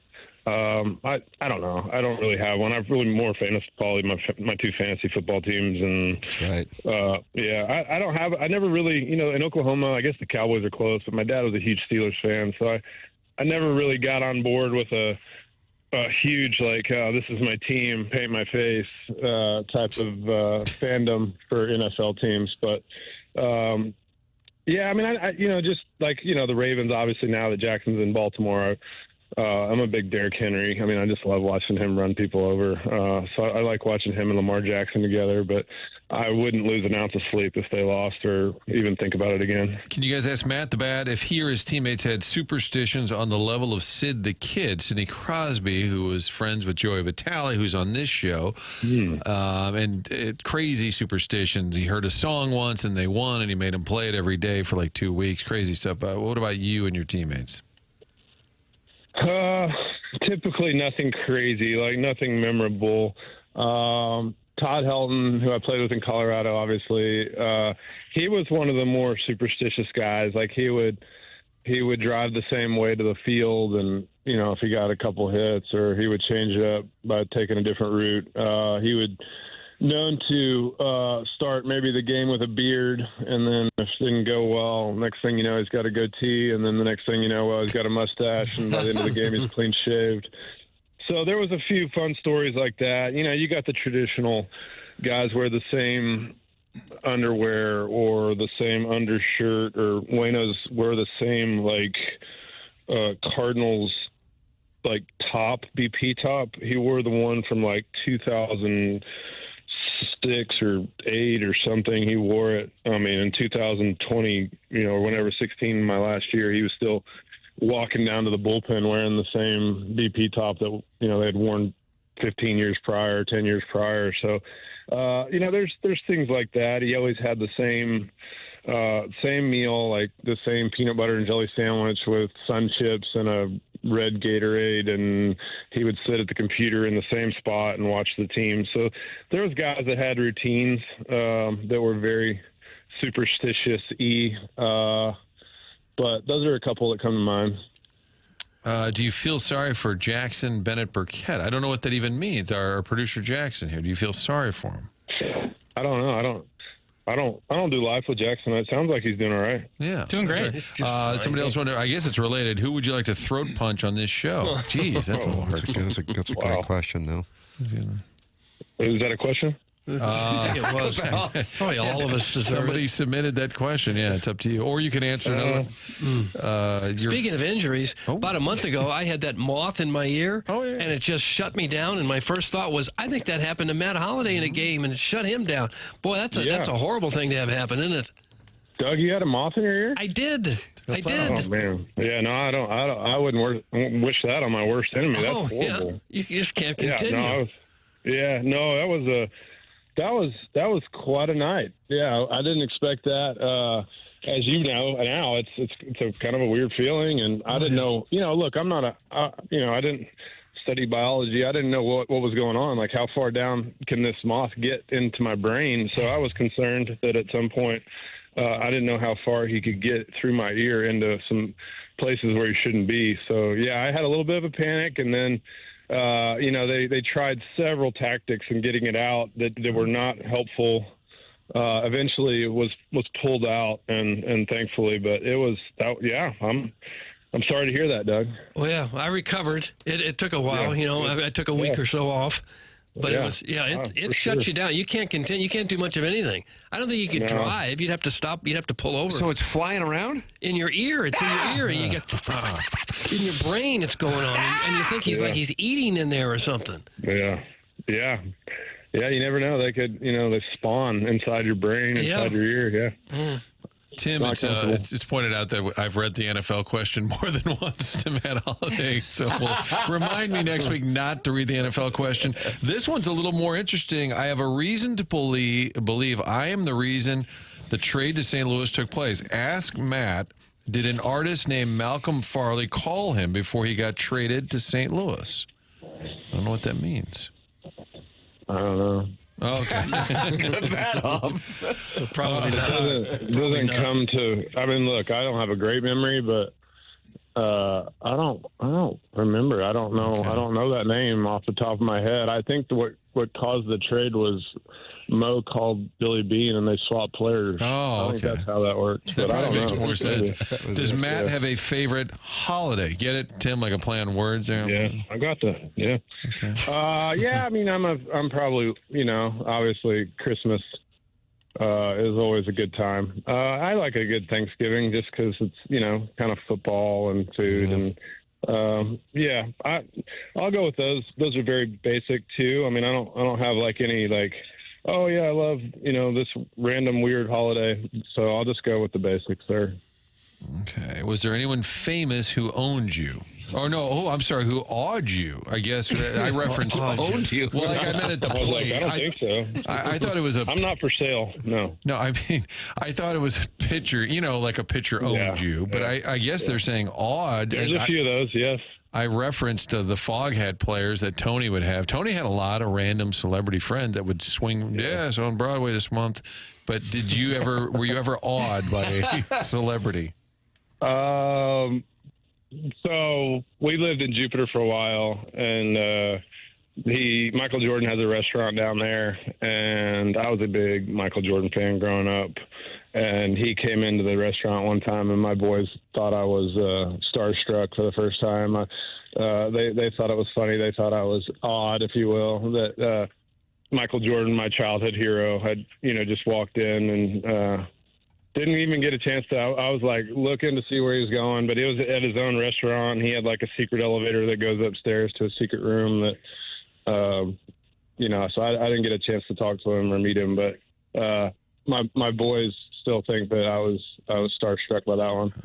I'm not sure you'd ever want to be that famous where you can't just walk into a restaurant, sit down and eat. Yeah. It's probably too much.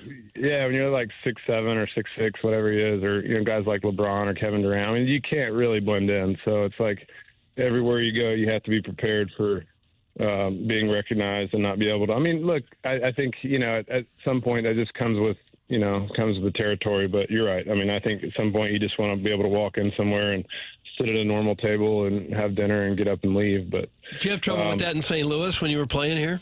No, not really. I don't obviously don't mind when kids come over or even people come over and just want to say hi, meet you, and take a picture and an autograph for kids. But wasn't ever too much. Does Matt remember me? I came to a game that one time. That's from Dim Hawk. I didn't start making fun of the question that I read. I like that. There's a lot of great questions. And then somebody just said, poor Matt, let the man leave the show and get on with his day. Oh. So, Matt, we may allow you. I'm waiting for my daughter's getting her teeth cleaned. So I'm just actually standing outside a dentist office with nothing to do. Oh, wow. I could go all day here with these audience questions. Nice. So. All it's going to do is encourage more. How's the rehab going?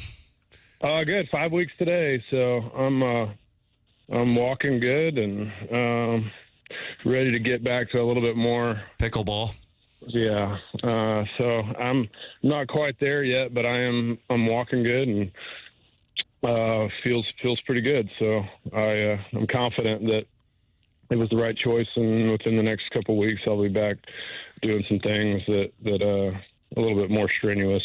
Does Matt know if natural light will help keep kidney stones away? It sounds like a health question for Matt. Great health question. Yeah, I think I don't know. I'm not a doctor, but I think, natural sunlight, I think that's one of the biohacking easy ones that if you get morning sunlight and I think that's something that's helpful for your overall general health. I don't know that it directly helps with kidney stones. See, this is the difference. Matt is actually a healthy person. I thought they meant like Natty Light. I 100% thought they were talking about the beer. Natural Light. 100% thought it was the beer. Matt took it with a probably proper context. Well, I don't know. I think I might be wrong. I don't know. Knowing your audience, I would probably assume that they were talking about the beer as well. I didn't even think about that. Somebody wants I don't know either. I don't know about that either. Let's see. Do you have a great Mike Shannon story?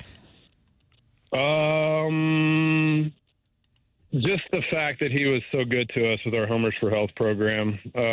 He would come and MC. He would push it on the radio broadcast. He would come to the hospital and see kids. He was incredibly generous with his time and everything about our Homers for Health program and getting it going and then maintaining it and pushing it and talking about it. He was very, very, very generous and kind about it. So I love Mike, and he was very good to me. Mr. Matt Holliday, and when you traveled, he was still traveling, you were there. People don't understand, and we would joke, I swear we told LaRussa this. We said if Shannon parked his Tahoe or his Suburban in center field, the umpires would get together and say, yeah, we'll just work around it. Like nobody told, I don't think people understood. He literally did whatever the flip he wanted to do. Yeah, I mean, I think he got to that point, where he was like, and he had earned it, I mean, just an awesome Cardinal and just a legend in the city. So he had that way about him, but it was like, it wasn't that, I liked it, it was like everybody, I think, respected and appreciated Mike. But yeah, you're right. That's funny. I think you're probably right. How about that, Tim? People want to know his favorite NFL team. But I think we've covered that. I think we've covered that. Loves those Steelers. Matt, always enjoy the conversation. Good to hear the rehab is going well, and you'll be back on the pickleball court soon. Thank you for the time, and we'll look forward to talking again next week, man. All right, sounds good. Thanks, Y'all have a good one. That's Matt Holliday with us here on TMA, the Callier and Thompson phone lines. That Jeremy Rutherford's going to be in studio coming up. He's taking questions. And he is. He's taking two-part questions. 314-399-9646. That is how you can text in your two-part questions for Jeremy Rutherford. That is coming up. And then we have the Design, Air, Heating, and Cooling email today, the morning after at InsideSTL.com. The program's called TMA. It's presented by Brian Krupa on 101 ESPN.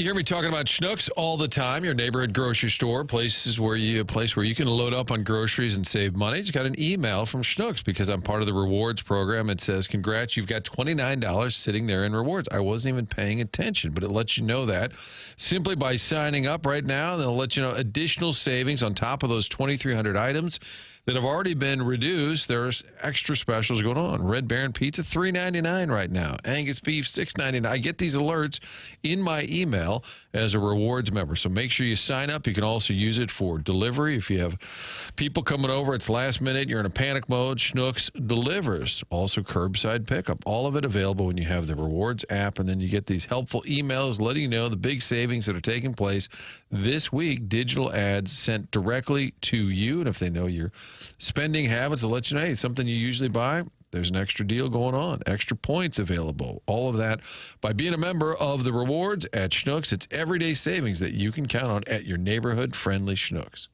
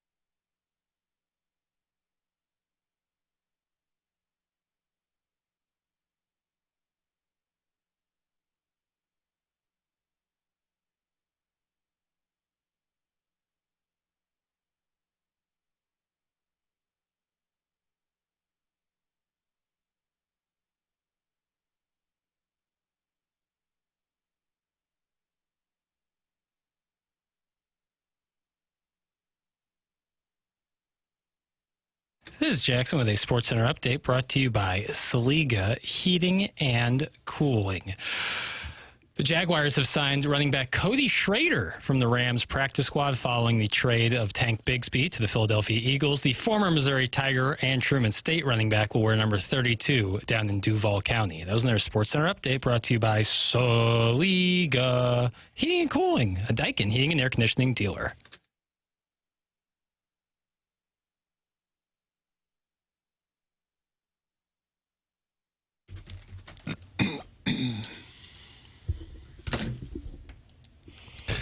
Doug Jackson's music theme for Wednesday, September 10th, 2025.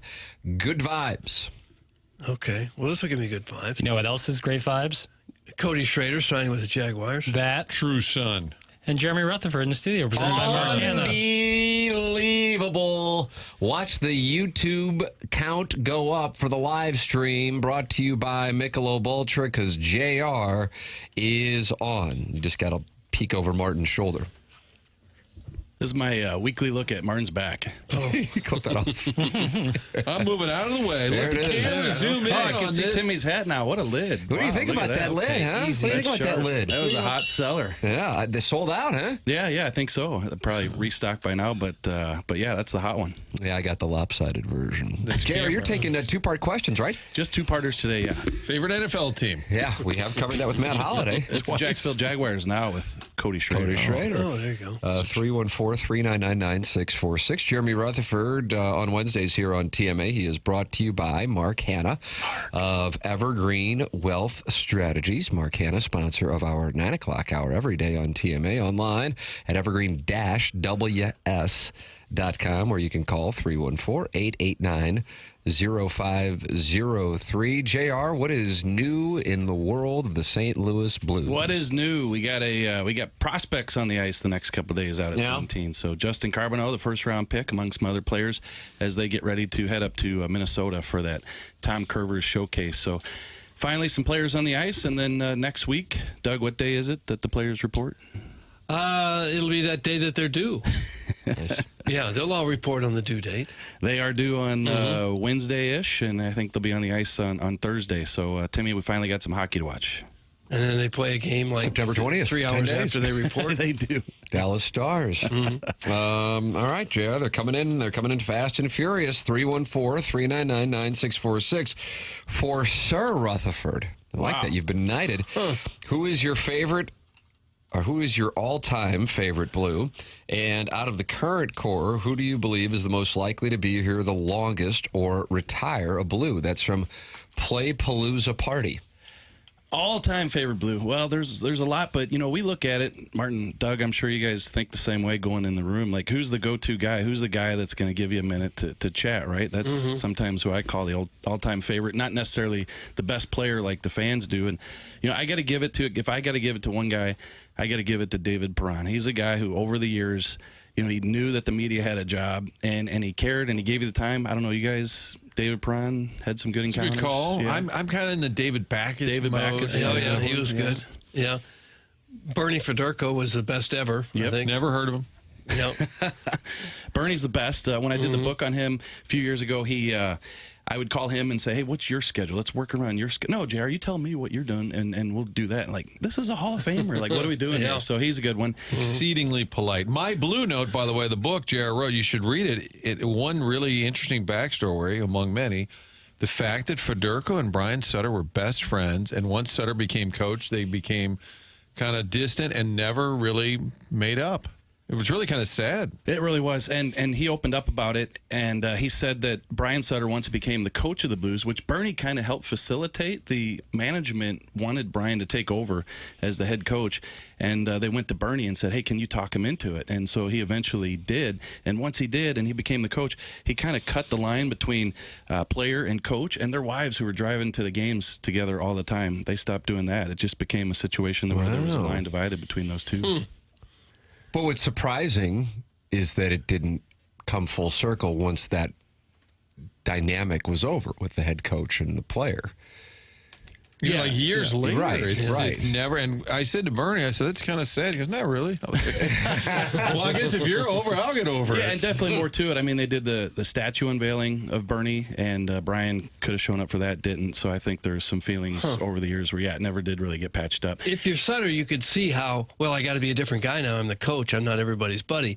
But if you're talking about a Hall of Famer, towards the end of his career, you could just kind of let him do his thing, you would think. Yeah, exactly. And you can totally understand it. But I think one detail that Bernie did share in the book is he said that first year that Brian was coach, he doesn't think that Brian talked to him until like a month and a half into the season, training camp, and then you get into the regular season. He said, I didn't talk to him forever. Like, he didn't approach me, nothing. We didn't talk. So, yeah, just pretty surprising how that went. And then, Tim, as far as who's got the longest staying power with anybody on the current roster, how about let's go with Jake Neighbors. That's who I was thinking. I like that play. Yeah, I think I could see him just being a name that's around St. Louis decades from now. As kind of strange as that might sound, I could see that being, especially if he's part of a team that makes a run. Yeah, I feel like he's got that kind of makeup. And maybe not a superstar, so he won't price himself out of a job either, or be in play outside of here. And a guy who the Blues have gotten some offers on it, and they don't want to trade him, so they've shown that so far. So, I think he's a guy. So you think we can get through all the two-parters if I do a 2-minute answer on each of them? Whoa, nice. I like the strategy here, the Quinn Snyder approach. Which Blue besides Snuggerud do you expect to take a big step forward? Which one besides Shen do you expect to take a step backward? That's from the 636. Well, biggest step forward, unless you got a Dvorsky that makes the team, I don't know that there's many guys on this roster that can take a huge step forward outside of Snuggerud. Is it Logan Mailloux? He has only played 8 games in the NHL, and we've talked about his situation. He's finally ready for the NHL, and I think he's a guy who, if he gets run of games, gets a runway, that he can take some strides and be a guy, like Snuggerud, who could potentially give that for the Blues. And then what was the second part? I always have trouble remembering the second part of the two-part question. Which Blue besides Shen? So we had a little shot included. It is a leading question, Doug. Yeah. Do you expect to take the biggest step backwards? Yeah. So this benefits you to answer this with like a list. I thought you predicted Shen to have a bounce back, didn't you? If he did, then I probably did, yeah. Well, if Jeremy didn't write the question. Yeah, and so I just want to say that if I'm answering this question, I'm not acknowledging the first part that Shen. So I don't know. You look at it up front with Buchnevich. He needs to have a bounce back year, so I think he's a guy who potentially could. Thomas had a great year. Kyrou, great year, especially defensively. You run through the lineup. I don't know, who could fall off a little bit. We've seen Justin Falk in the past couple years kind of fall off, so I don't know if he slips further, if he counts into that category. I don't know. You look at goaltending. We talked about this last week on Fastlane. Jordan Binnington, this is an Olympic year for him. He wants to be the goaltender for Team Canada, so I can't see him falling off. So I don't think there's too many guys that fall into that category. Who do you think will be a breakout player on the Blues this year, and do you enjoy a dominant woman? That's from the Warren County Wizard. I don't know if that's a reset to Jackie Papers saying he likes himself a tall lady. I don't know if that's what that's about. Phoenix Marie, I think, is one of Jackson's favorites. JR, Warren County Wizard has those two for you. I feel like I've asked about the breakout player now 6 or 7n times. Yeah, it's kind of a different version of the same question. Yeah. And as far as the dominant woman, it's a more important question.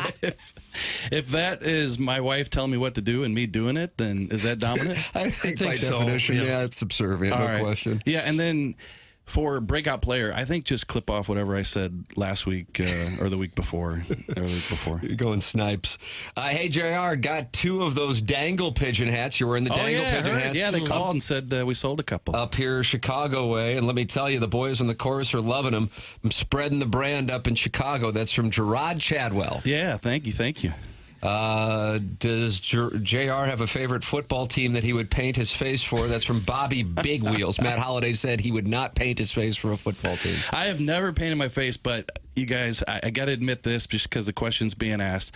A friend and I, during the Rams days, You guys probably went to the game as reporters covering the team. I went with a watermelon on my head. Oh, my God. That is a stunning admission. Yeah, it is. I don't want to do that because that's going to come back to haunt me later on. But I got to tell you, if I'm going to be honest, that, yeah, we did throw the watermelon on the head in Indy for a Rams game. And let me tell you, the watermelon juice on your head afterwards is not such a great. Did you keep it on the whole game? I don't recall. How old were you? I had to be every bit of 30. No, I'm I bet it's cool in there, though. It's like a cool helmet, probably. I would have to say 20s, I guess. And you could breathe okay in that? I feel like I did, yeah. Okay. Yeah. Why I did it, I have no idea. But paint in the face, no. I always think about that guy when he has to go home and take that off after a bad loss. Like, could you imagine you paint your face in the Baltimore Ravens stuff, and then you got to go home after that loss? That Bills loss, and it's brutal. Let's see. I've got a three-parter, Doug. Unprecedented three-parter. Can we take that, Doug, or no? It's a little unorthodox. Okay, we'll see how it goes. I've got a three-parter for JR. What do you think the ceiling is for the Blues this upcoming season? And who's the breakout player? That one is not included. And who's the hottest member of the dais, and why is it Tim? That's from the unknown DJ. These are leading questions. Well, it's Tim because I like short guys. Yeah, clip that off. You like that? Those are words that women have never said. And the third part? The ceiling for the Blues this upcoming ceiling season. for the Blues, yeah. Let's go with Stanley Cup. No. Chalice. Let's go with third place in the Central Division. And in terms of, I guess you might be talking playoffs. I gather that is probably, yeah. Let's say the ceiling is 2 rounds. Anybody disagree? Anybody say third? Winning 2 rounds or getting to the second round? Let's say, that's a good question there. Let's say winning 2 rounds. I think they could win 2 rounds. I do. I think there's a chance. I mean, last year you were knocking on the door. It should have been in the second round. I think that this team has the potential to make a run. Nobody's thinking of them as a cup favorite for sure, but I think you can make a run with this squad. But going in 2018, 2019, you would know. I mean, I guess we all were doing shows, but I don't think that there were, because the St. Louis Blues and the Stanley Cup, as weird as it might sound now, having seen it take place 6 years ago, was kind of like, you know, for me as a Missouri football fan, Missouri and a national championship in football. It's just the two didn't mix. Was there talk of the Blues in the Cup at this time in September of 2018? Yeah. If you go back, some of the national prognosticators had the Blues as one of the 5 teams to win the Cup. Which is probably why Yo got whacked so quickly. Yeah, and even Mike Yo said that he felt it was Stanley Cup or bust, and I think that's what kind of backfired on him, and he said it later when we did an interview with him. But that's what made the first half of the season so dramatic, that they were just nowhere near that.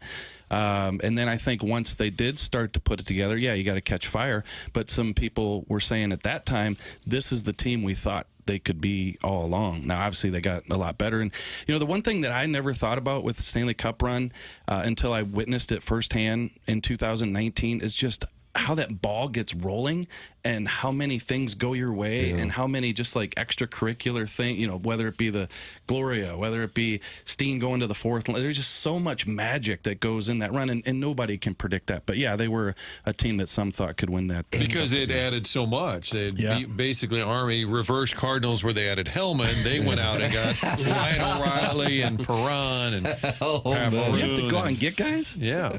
JR, do you think the Blues are still actively talking to teams about moving Kyrou? And do you think I should tell my neighbor Randy he should stop cutting his grass with no shorts on? It's pretty hot. No shorts? It doesn't bother me, but my mom thinks it's disgusting. That's grimy from South County. Yeah, I think we talk about Kyrou, if a phone call was made to the Blues and there was some interest, I think the Blues would probably entertain it. Why wouldn't you? Like, you have to with every player, not just Kyrou.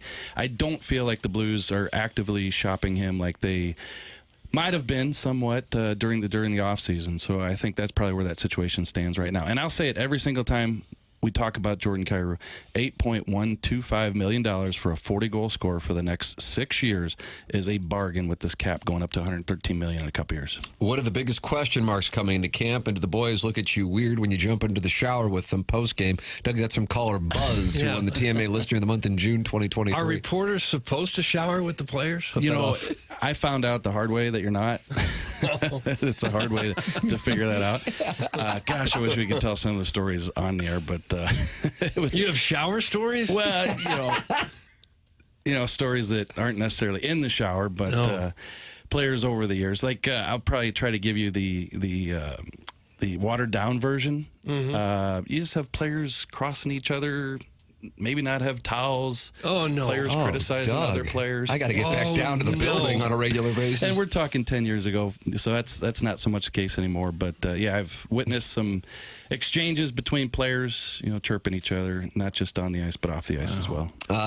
JR has the potential return for Kyrou gone from just a washing machine to also include a dryer.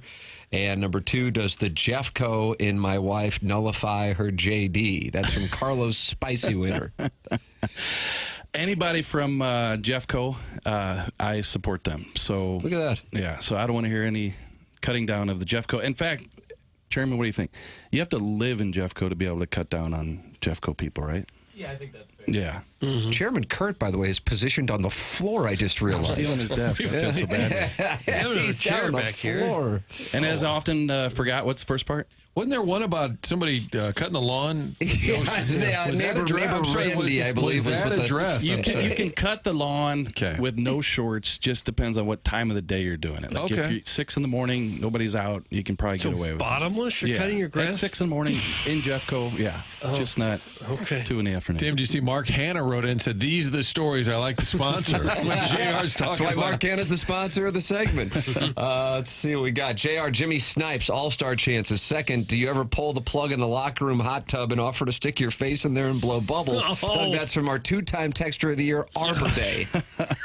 Blowing bubbles. I'll say no to the all-star, maybe yes to the Rookie of the Year, and if I jumped in the hot tub, there'd probably be players flying up like Shallow Hal, that scene in Shallow Hal. I believe in the legend of Kiel Center, whatever it would have been at the time, Savas Center, some Blues employees allegedly brought their dates down to the arena. Are you aware of this one? Yeah. After, so let's say you work for the team and you got a couple of double date, you're out drinking, you're like, you know what we could do? We could just go back to the Blues locker room. I've got a swipe card and we'll just hop in the old hot tub, have a little party here.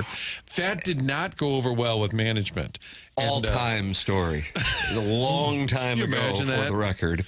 Hey, JR, I'm trying to find the score on the Colts Week 1 game, but was wondering if you know who they're playing this week. Oh, and who's your pick to click? Breakout, if you will, for the Blues this season. Thanks, man. Hope you're well. That's from Brian Henshin, and he covers the Colts, but he's asking if you know who they play this week. I don't know. Well, shouldn't he, if he covers the team, know who they play? He's busy trying to get gluten-free perk freed on this show, and that's really where his attention is, and they love that at the Indianapolis Star-Tribune. Yeah, like Doug and I, we cover the Blues. Doug, who are the Blues playing in the first exhibition game? Dallas. Nice! See, we know.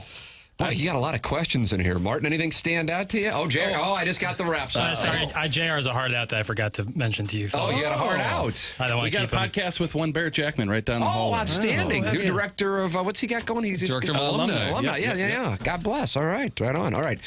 We appreciate it. Lots of questions, as always. Thank you to Mark Hanna for sponsoring JR. Mark Hanna's online at evergreen-ws.com. JR, always enjoy the conversation, man. Thanks so much. Thanks, boys. It's Jeremy Rutherford with us. He is presented to you by Mark Hanna of Evergreen Wealth Strategies on TMA. We've got another Mark who's a sponsor on this program, Doug, and his name's Mark Milton. He loves ILL. He knows ILL is laying points against Western Michigan. He knows ILL is going to Bloomington the following week, and he's welcoming them Fight On September 27th in Champaign. Mark Milton is the STL tax lawyer. And he loves taxes, even if you don't. He says that you'd be surprised to know how many people just don't file at all, thinking, well, they'll never catch up with me. And then sooner or later, 4 or 5 years down the road, it catches up to you. And this has happened to quite a few people. And when that happens to you, mister, you've got some problems. That's where Mark Milton comes in. He can help you through that. If you've got unfiled tax returns or tax liens, bank levies, wage garnishments, maybe you're even facing an IRS criminal investigation, this is serious stuff. And you need a serious guy in your corner. And that would be Mark Milton, who is the IRS penalty killer. Mark Milton and STLTaxLawyer.com provide a local and holistic approach to tax resolution. Got the accounting degree from Illinois, #1 accounting program in the country, law degree from St. Louis U. Now he lives and works right here in the St. Louis area. He started his legal career with the Department of Justice Tax Division in Washington, D.C., where he represented the IRS in cases throughout the country and received the DOJ's Outstanding Trial Attorney Award. So this is the guy you want on your side if you've got any kind of problems with the IRS. The website again is stltaxlawyer.com. You'll be saying, nope, I am not guilty. I am with Milty. Remember, the choice of a lawyer is an important decision and should not be based solely on advertisements. We are in the 9 o'clock hour. You are welcome to participate in the conversation. We have a wide variety of ways for you to do so. Call in the Callier and Thompson phone lines, 314-974-0101. Text in to the Air Comfort Service text inbox, 314-399-9646.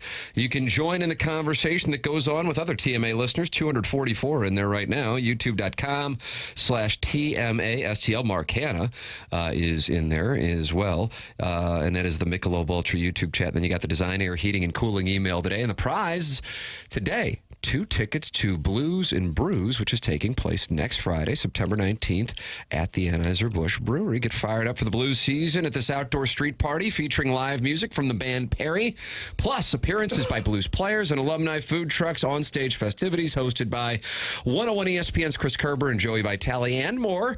Tickets are on sale now for Blues and Brews, presented by Bud Light, 101 ESPN, 92.3 WIL, and Scott Lee Heating Company. Find all the details at 101ESPN.com. 2 tickets to Blues and Brews, the prize for today's Design, Air, Heating, and Cooling email of the day. The program's called The Morning After. It's presented to you by Brown and Crouppen on 101 ESPN and the TMA STL YouTube channel.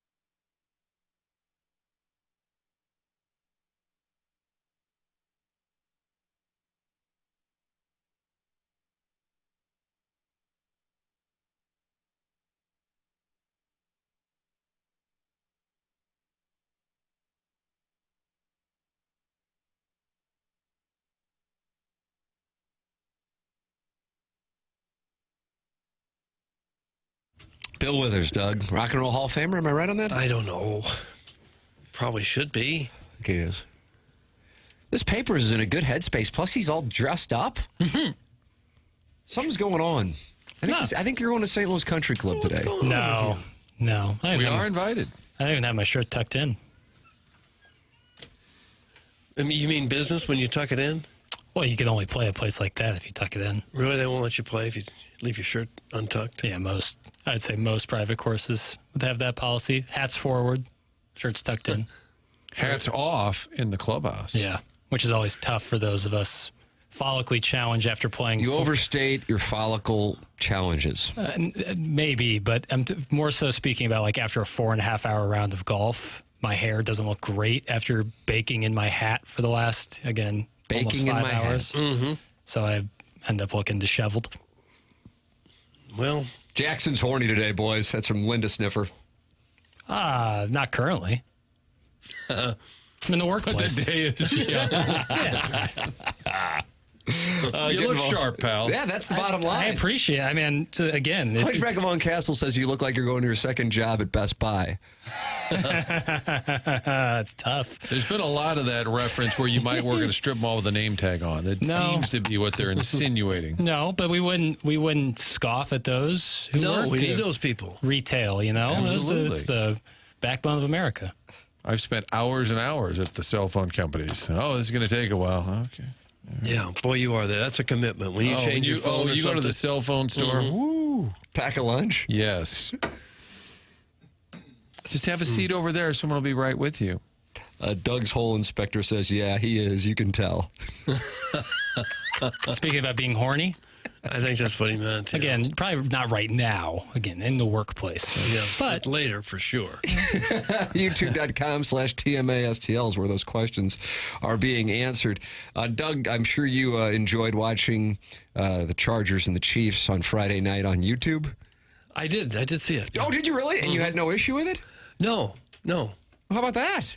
No issue with the telecast or finding it? Finding it? Watching it? No, it telecast? came right up on YouTube. Oh, wow. Yeah. All right. Well, Chris Long, Jackson's hero. Martin, would we call him a friend of the show since he was a surprise guest? And that was a surprise guest that I didn't tell Jackson about because it was really a surprise for him, and then he wet his pants. Well, he feels like he is a member of the olds now because he was having trouble with watching the Chiefs. Oh, was he really? I watched the YouTube broadcast of the game in Sao Paulo, and I felt immediately like somebody who was being ushered to an early grave. Like, it just felt like, hey, like, time to die, boomer. Like, you don't know who Destroying is. Time to die. You don't want to see Mr. Beast's like giant pearly white smile as he Squid Games to NFL fans like through a goalpost. No problem. Just go to bed. You're old anyways. The whole thing to me, it's jarring, and I understand like what old people feel like when programming changes because like I just don't get it. And I'm old, right? And nobody wants to be the guy that's like is on like streamers or like it's a new. I don't want to shit on young people, but I'm like, man, I really felt it the other night. Like, I'm not going to throw a fit. I'm still going to watch the game. Saying the YouTube is inherently an old man thing, and I called it the YouTube. I watched the YouTube. I watched the YouTube. It sounds like he had more of an issue with the commercials or some of the Mr. I don't Beast think it was elements. It's the presentation of it. Right. I thought initially we were talking about can you get the show up? Yeah, that was easy to do. But yeah, I know what he was talking about now. I think they were trying a little too hard to be hip and cool instead of just letting the game be the game. Yeah, I knew there was a lot of streamers and younger internet personalities at the game, but I wasn't too locked in on that element of it. So they brought to kind of placement for YouTube. Yeah, I think on site. Yeah, I think if they're going to use something like YouTube, they're going to want to show off their cross-promote best and brightest. I don't know if that's necessary. It's like when Major League Baseball put games on Facebook. Oh, we'll get a younger crowd. Remember that? Like people just discovering baseball? Right. Geez, I didn't know this was out there. I'll start watching now. Nonsense. What happened to our texter that was things old people say on Facebook? And it would just pop up once per show. and it would say something, oh, there's too much salt at Cracker Barrel. It would just, whatever, just the most random thought, and then you would say, well, why? Oh, okay. This was back when Facebook was the cool social media, Yes. 10, 12 years or so ago. They thought they were really doing something cutting edge to engage younger people by putting a baseball game on Facebook. Give me a break. Instead, it was the beginning of a model of saying, we'll make our games hard to find. And then fans said, this baseball thing, take it or leave it. You got to find all the games today, folks, on TBS, which on my DirecTV is 242. Is that what it is? 240? I think it's 242. Let me see where it is on yours. 242? TBS? 242. I don't know. And these are all outtakes because that was not on the air. No, that was It was broadcast. actually on the air. All 5 boroughs heard that. Can I put in a request for the bowl game conversation? Because similar to that, where he workshops what channel TBS or TNT is, he was alarmed that there were so many bowl games. He thought, Tim, instead of just saying, I'll Google how many are there, he decided to count how many. There's a lot of bowl games. There are. You know how many bowl games there are? I mean, it is amazing how many there are now. 1, 2, 3, 4, 42. 5, 6. Okay, so then he stopped. That's good. He said that's enough. But I'm with Chris Long on this, is that the NFL doesn't need the hot young TikTok influencer to sell people on NFL football. You don't. Nobody's impressed by that. You've already got the biggest audience of. You put any game up there, we'll watch it. It does seem like the NFL will say no to no one. Hey, we got some spots we want to run. We're selling heroin. Okay, fine. Hey, we were hoping we could play some games. How about a home and home with Ukraine and Russia? Oh, sure. Like, do they have any?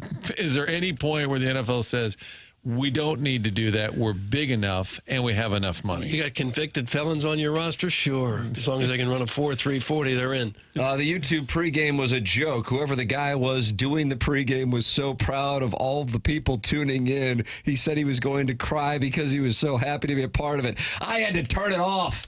That's from the 314. I did not see that. I returned home from our dinner that was booked by the weatherman from Elko, Nevada, Doug. Attempted to be booked by the legend of Columbia, but it was the weatherman from Elko, Nevada who made it happen, and got home. And I'm like, I'll see what's doing with this Chiefs-Chargers, because I picked the under based on Jackson's insight that it was a slippery field, and I wanted to hit on that. And I'm like, it's not on television. I'll open up YouTube. So I didn't see the opening in which the host started weeping because he was so happy. I missed that, thankfully. Missed that. Didn't need it. We don't need to be playing games in Sao Paulo, Brazil, anyway. And that's what Francesa said, and we all agreed. He went on a little rant about that, saying the NFL is too greedy. You just built a $6 billion stadium in L.A., and you move a home game away from there? The Broncos are getting a new stadium. I thought that one was new. The Broncos are getting a new stadium? Yes. Are you serious? Yes. I think we might have all been out at that game when it was brand new. But I've been there. I've been to a few games there. It was in Vesco for a while, and it's Sports Authority Field. It was that for a while, and now it's something else. It can't be more than 25 years old. It's in the 25-year range, and they have a plan in place, privately financed with some city, county, state money in Denver, the Denver area. But they've outlined where they're moving. Where are they moving? It's a little closer to Coors Field and the Ball Arena. It's a little bit closer to downtown, but relatively similar area. But they've outlined where they're going to move, and I thought, they just built that thing. They said by the time they'll get the new one ready, it'll be 30 years, and I guess that's the shelf life. And I remember being the Rams open up the season. It was a stunning loss, 0-2. That's right. And I went to a few games out there since then. Was out there last summer. Stayed right by it, like 2 blocks away. When we went out there for a concert at Red Rocks, and I was thinking to myself, I wonder how old this is, but didn't cross my mind. That would strike me as being a short shelf life, relatively speaking. But the all-time short shelf life would be Turner Field, which was replaced within 2 decades by what is now Truist in Atlanta. At least that's what I think it is. But at least there, the Braves were really having trouble drawing fans. The Broncos sell out every game without trying.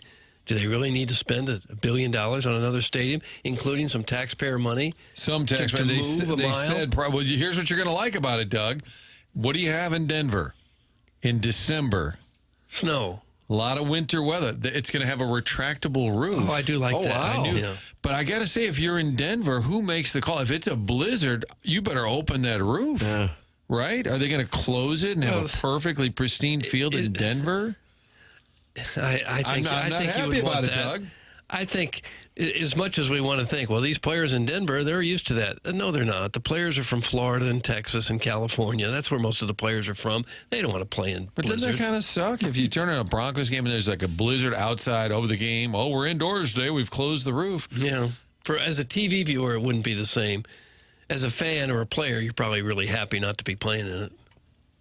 Yeah. We should get Tim McKernan on. The Barrel Man. Yeah, he rests in peace. No longer with us. Yeah. I sat we'll next to try. his brother when I played, what year was that, 2015 World Series of Poker main event? I don't know. His brother was right next to me. What are the chances of Wearing that? a barrel? Not wearing a barrel, but I'm like, we have the same last name.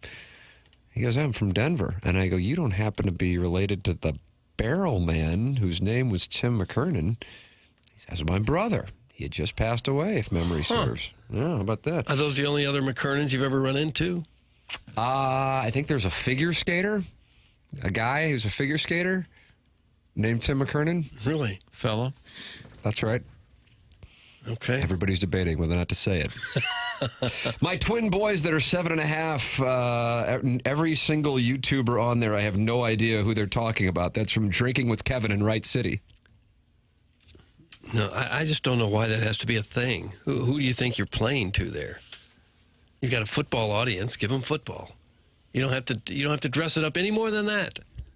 Jackson, do you agree with that or disagree with that? I'm kind of surprised you agree with Doug, 'cause it looks like you're nodding your head. The NFL is in a different category than every other pretty much sport across the world. Sports league, I should say. It's definitely in America, where if they did something like this with baseball, I would understand. Bringing in younger streamers to try to build up a younger audience, would totally get that. With the NFL, it surprises me just because the Shield can never lose, as they say. You know, it's always going to be number one. Like, why do you need to bring more people in? However, by that same token, bringing those people, I don't think it's like a bad idea either, because you can't lose. You're going to have so many viewers no matter what. But maybe if it brings in anybody, I guess it's a W. Their model is we need more of more. It's like, yeah, it's really a hat on a hat. Going to bring in? Who's it going to bring in? Who watched that game because that YouTube guy was Maybe on the some sidelines? 12-year-old that otherwise wouldn't. Nobody. Let's say you're a I bet you huge- couldn't find a person that watched just because that guy was there. I bet you could. Who's going to say, oh, I had no interest in football, but because this YouTube guy's on the sideline and he might make 2 or 3 appearances, now I'm watching? Little Charlie and Maybe, Chattanooga. because it's also easy, because it's also on YouTube, so the platform is easy. It's not like they have to go turn on CBS on their TV. Are you going to sit through a 3-hour football game to see this guy on the sideline? Maybe not 3 hours. Do his 20-second hits? Maybe not 3 hours, but 15, 20 minutes. I don't know. Like I said, I think you're more at risk of souring some of the hardcore fans who don't want to see that nonsense. Oh, I don't think that. I don't think that at all. It's the NFL. How many times have you heard people, I'll never watch after a bad call, and then they're back again? Well, I wouldn't risk souring the fan base. I'm mostly playing devil's advocate here, but I do generally agree with you on just take Doug. Doug, Mr. Beast is packing. Stand down. That's from the Linda Sniffer. Packing. Okay. I tuned in to see Mr. Beast. Suck it, Doug. That's from Kwame Voyukas IV. Baloney. Martin, usually he's mad at you. Today he's mad at Doug. If Mr. Beast, what is he big on? He's big on YouTube, right? Well, then why don't you just go to his page?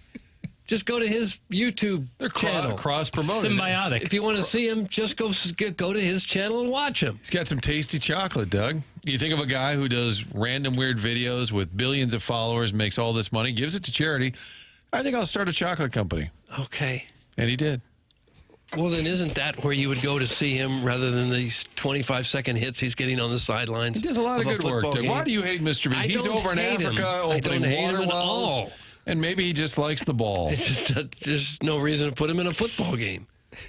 Maybe it's added exposure for Mr. Beast. That's what a news director would usually tell you. We're going to need you to do the 11 o'clock sports, Charlie Marlowe. It's an opportunity for you. Oh, yeah, exposure. It's exposure. Absolutely. Mr. Beast is like, I have 4 trillion downloads. I'm good. You think they say that in other businesses? If you had a blue-collar job, they say, hey, we need you to dig ditches another 3 hours. It's a really good opportunity for you. It's an opportunity you may want to seize, otherwise you'll cease to work. The program is called The Morning After. We are in the Mark Hanna Evergreen Wealth Strategies 9 o'clock hour. It is TMA 101 ESPN, presented to you by Brown and Crouppen.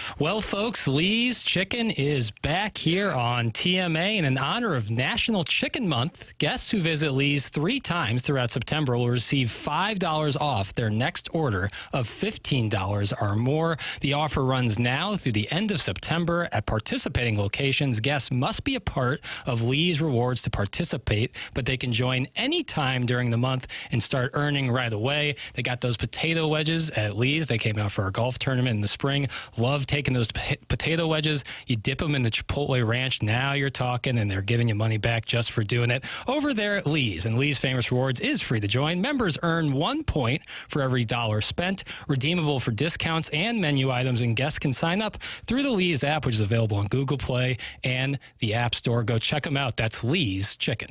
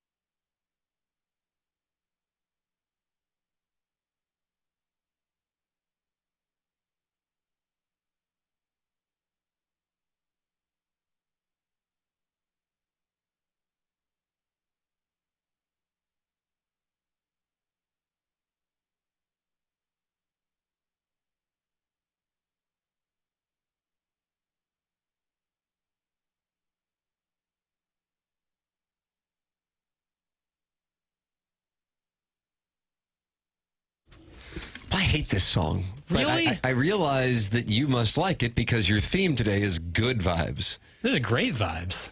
I just picture like a bunch of momtrepreneurs getting together and like sipping on rosé at like 4 PM.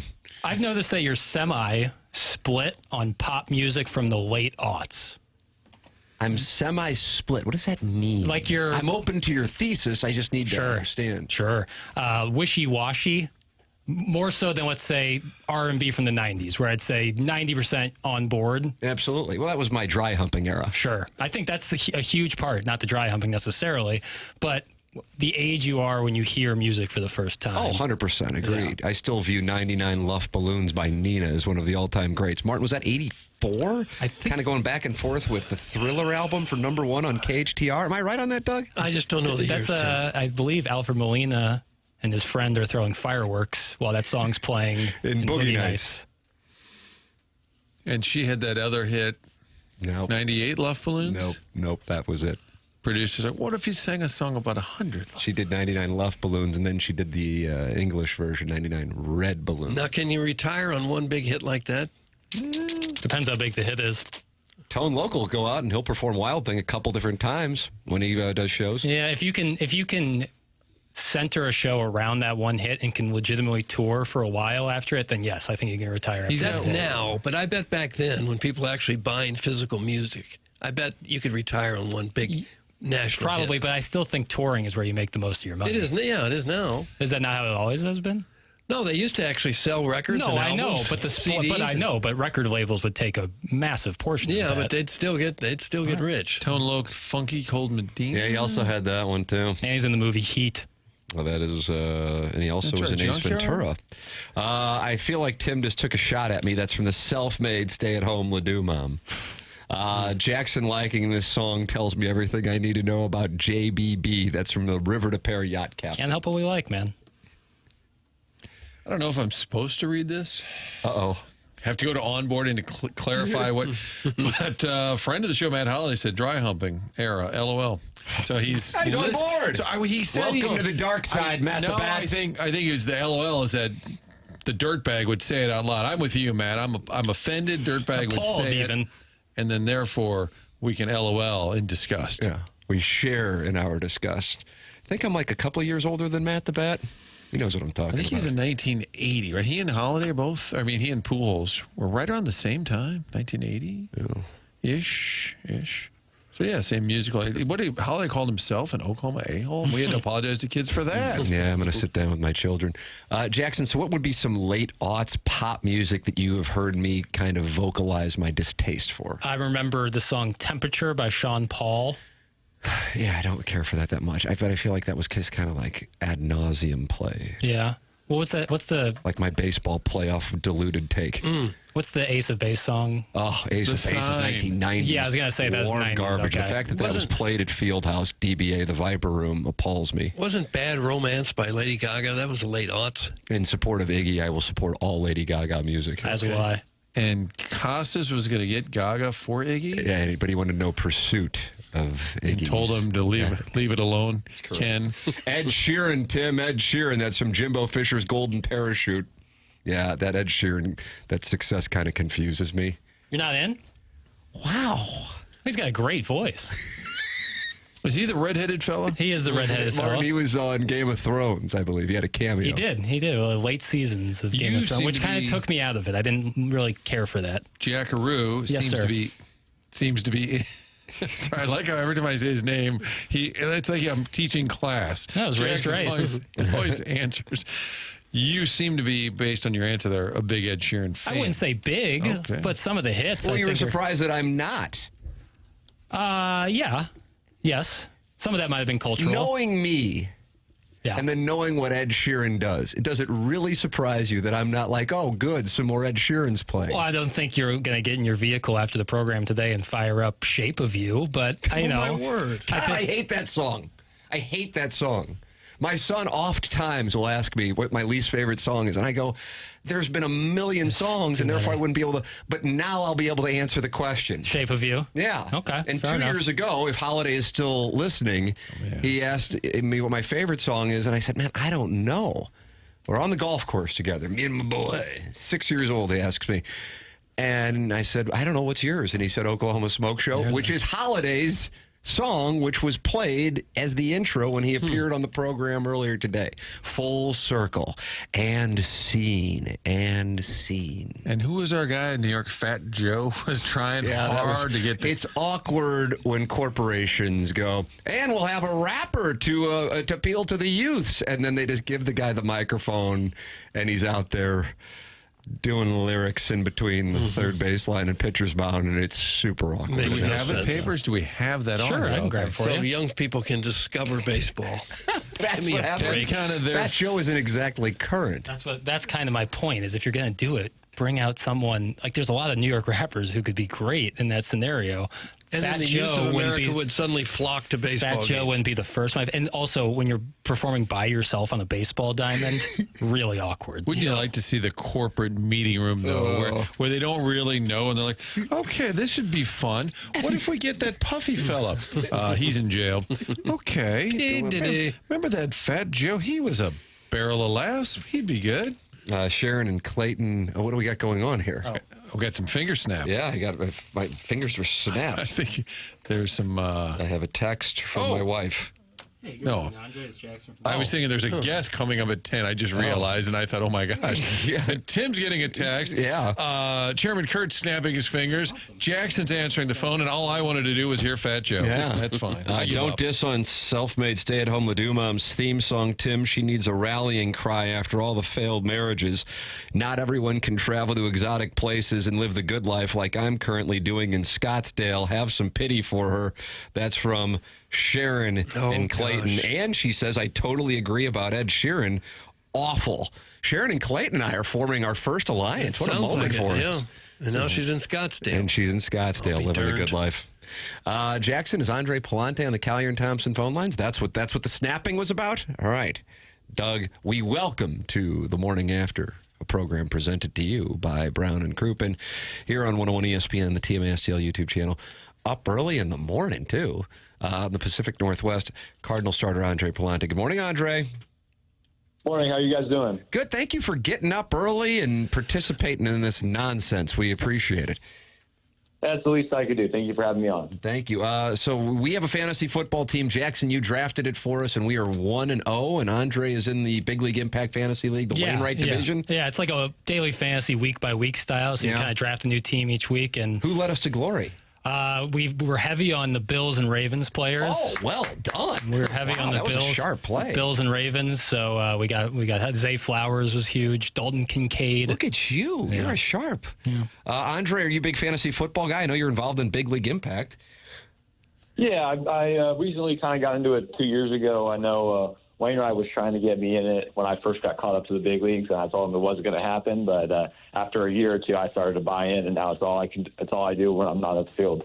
Is there a lot of smack talk going around? Well, a little bit. There's a little bit, not too much, but we mix it in. Who was your team? I noticed like Jordan Walker that they leave in the park on Sundays wearing a Falcons jersey. Like it's Sunday, it's NFL Sunday. Saw him wearing a Georgia Bulldog shirt when we were down at spring training. Yeah, he's Georgia. How were you? Let's see, California. The Rams, were they back when you were a kid? I can't remember. I think. Yeah, they came back a little. I mean, I would say about a couple years ago. Like when they came back, I started following them. I worked grounds crew at my college at UC Irvine, and the Rams would have their spring training at UC Irvine, and so I worked that, helped them get the field ready and stuff for their preseason stuff. So that was pretty cool. I got to know them pretty well. I got to meet Goff at the time and Gurley. So that's kind of when I kind of became a Rams fan. Did you play some football in high school, anywhere along the line? When I was really young, like Pee Wee and Junior Pee Wee and stuff like that, but not in high school. Quarterback with a big arm? Not quite, but I was a flag football, yeah. But at that point, I was like an offensive lineman. Oh, okay. You don't strike me as the offensive lineman type, but I guess you never know. Yeah, I mean, I was pretty big when I was, 9 at that age, 9 or 10. So, it was quarterback when I was flag. I could throw the football, but after that, it kind of left. At what point in your development did you realize that maybe you had a chance to go somewhere with baseball? I mean, Probably like towards the end of my my high school career, I would say. Like, you know, my junior year of high school, I started to pick up some velocity.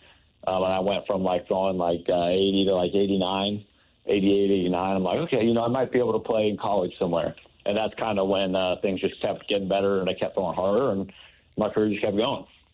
You had a good outing last time out. You'd been struggling before that, and I think even there was talk about coming out of the rotation, but Ali Marmol said he's young. We got to work through this. What was the challenge for you kind of going back out there and figuring it out?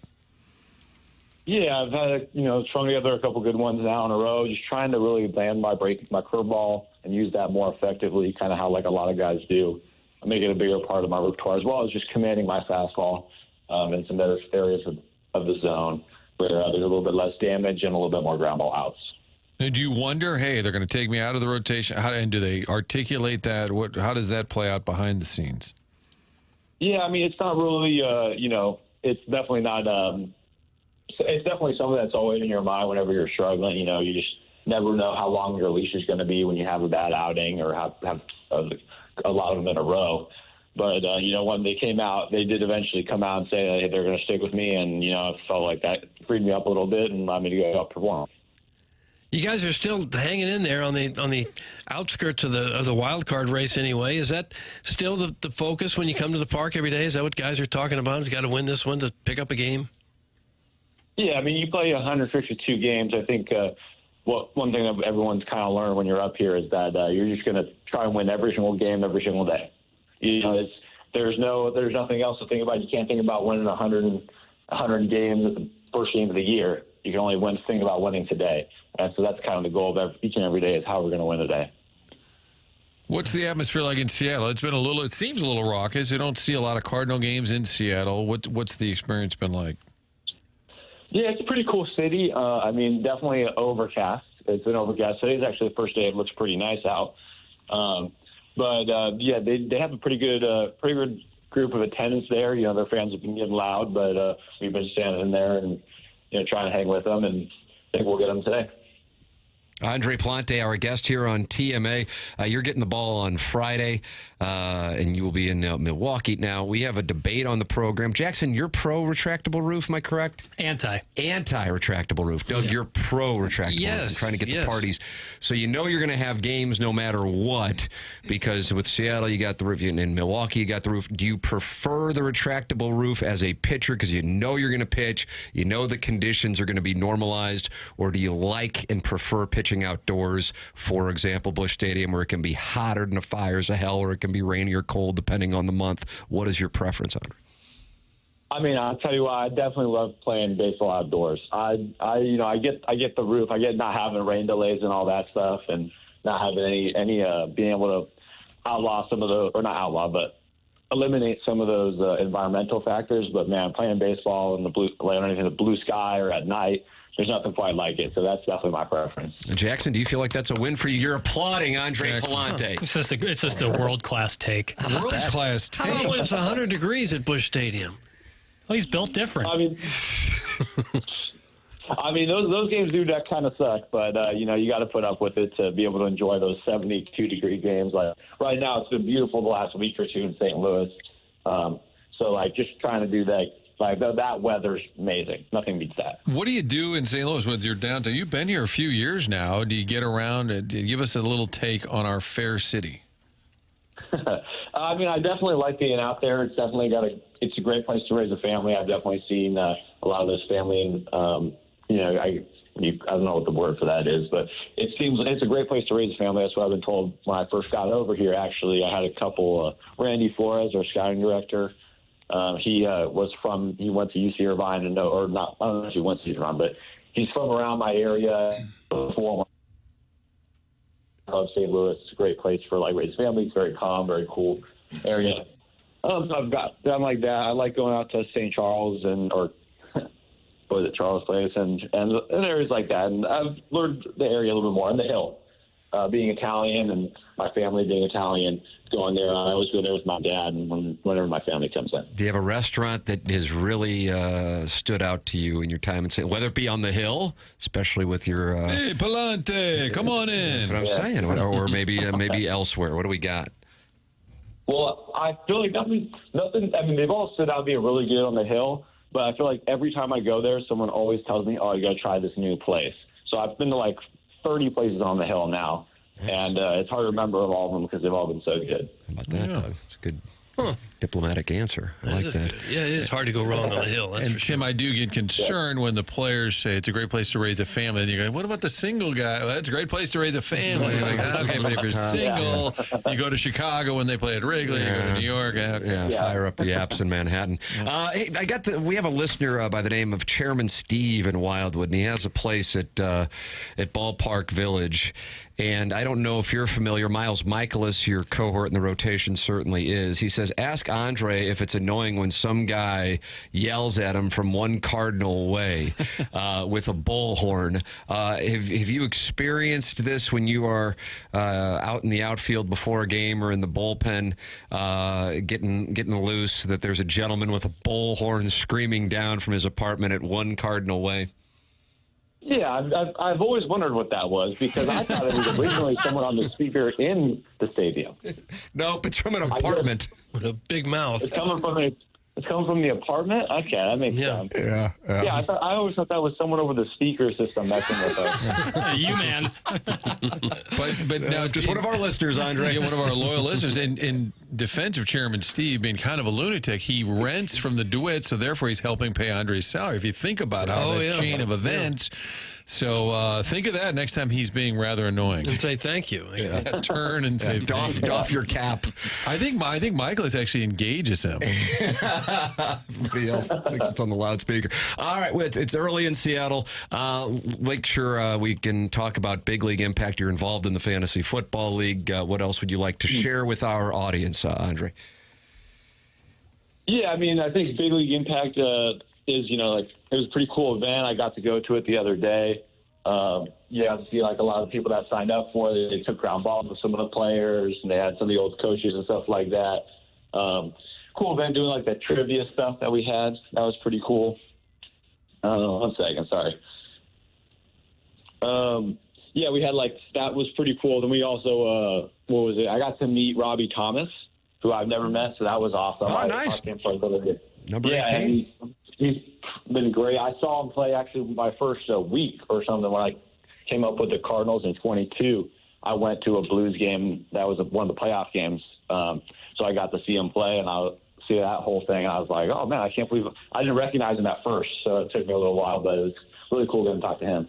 BigLeagueImpact.org, a wide variety of events, and so many people associated with the Cardinals, both alumni and, of course, current players, committed to the cause that Adam Wainwright started. It is online at BigLeagueImpact.org. Andre, thank you for getting up early out in the Pacific Northwest with us and talking it over and talking about Big League Impact. We appreciate it, and best of luck in your next start on Friday in Milwaukee. Thanks so much, man. Appreciate it. Thank you, guys. That's Andre Pallante with us here on the Callier and Thompson phone lines. You know what he is, Doug? A likable sort. Well, sure he is. He's a likable sort. And he likes the hill. Yes, he does. And virtually every restaurant down there. Oh. He must have hit them all if he said he's been to like 30 different places. I'm telling you, boy, there are some good choices. Said he goes out to St. Charles, and I think he caught himself, wasn't sure what to call it, or the Charles.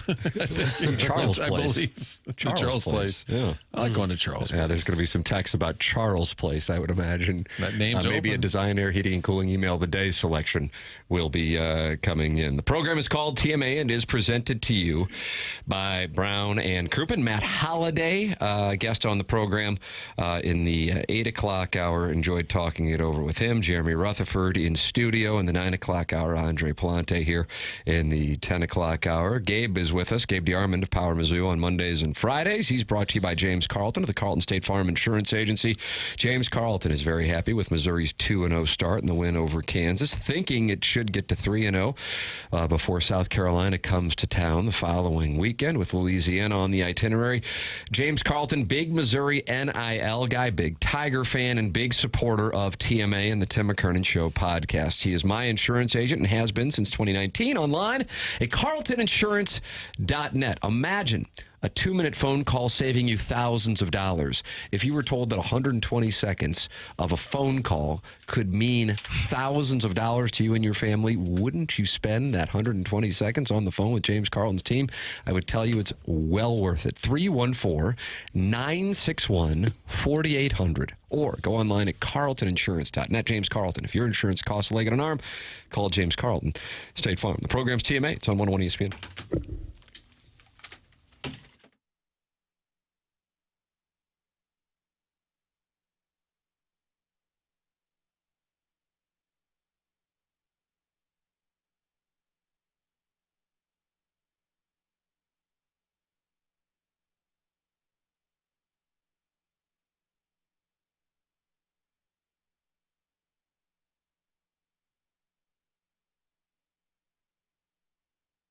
Michael's Flooring is online at igotfloored.com. That's igotfloored.com. You can go online right now and get 3 samples free from Proximity Mills. Just go to igotfloored.com. Michael's, family and locally owned now for over 30 years with 3 easy-to-get-to locations in the St. Louis metropolitan areas. That is Creve Coeur, Darden Prairie, and St. Peter's. They're online at igotfloored.com. Just come in or talk to them, and you're going to see the difference. They want to make sure they suggest the best thing for you and not just what corporate is telling them they have too much of. It's Michael's Flooring with 3 samples available for you for free from Proximity Mills. All you got to do is go online at igotfloored.com. It's Michael's Flooring, in business in the St. Louis area for more than 30 years in the flooring market. Support the sponsors. Michael's Flooring, longtime sponsor here on TMA. igotfloored.com. The locations in Creve Coeur, Darden Prairie, and St. Peter's. Check out Michael's at igotfloored.com.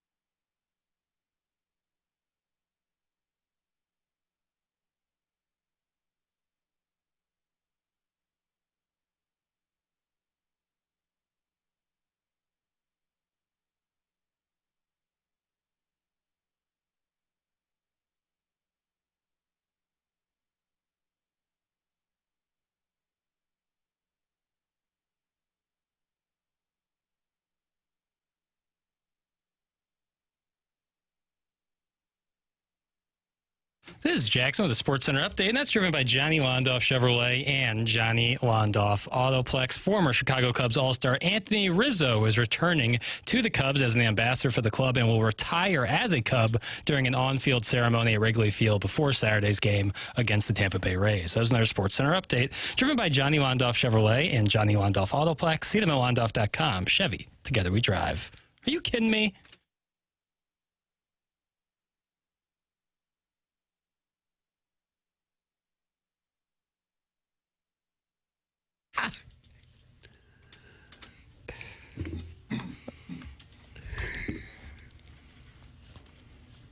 Is this part of the good vibe, or is this part of the experience of last year's World Series when Fat Joe came out? No. Yep. In the Bronx, Doug, and I don't get it. I don't claim to get it, and I'll never get it. Chekhov's song came up, so I got to play it.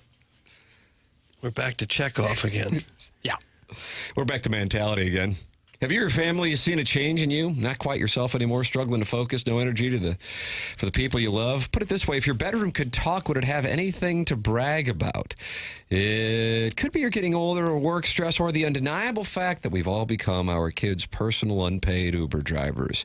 It could also be your testosterone calling it quits and you never got the memo. Mentality can help.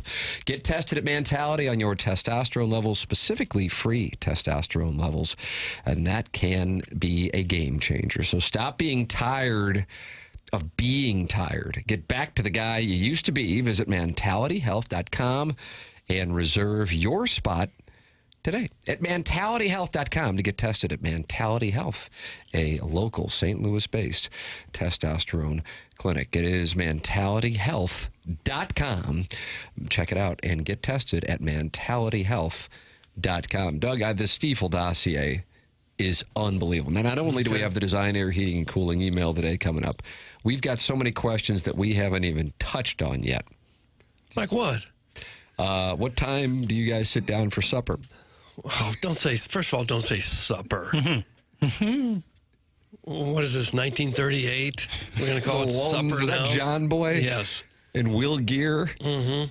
My dad said when he was a kid it was breakfast, dinner, and supper. Man, I like that. Dinner? What happened to lunch? He said, well, someone made that up, and so they went with it. There were two heavy meals with biscuits. We would have loved to have lunch. Breakfast, dinner, and supper. That's what he said it was, where he lived. I just read what's in the Stiefel dossier. Jackson, what spurred this question? There was an article on Yahoo that said more people, Gen Zers included, are saying 5 p.m. is their preferred time to start dinner. Oh, that's early. Now, Sunday night through Thursday night, if I can, I want to eat before 5 o'clock. And then I'm done dining, Doug, until I have my banana at 8 o'clock, which I know a lot of guys have created GIFs of, because you can watch it on YouTube. Oh, for heaven's sakes. Usually in one bite, finish that thing off. Effortlessly, too. Thank you so much. And then it keeps my body, what Doug describes as tight and rewarding. Because you're fasting for, 15 hours? Just it's kind of like, all right, I know that, and I also know I won't get as high quality of sleep if I'm eating late.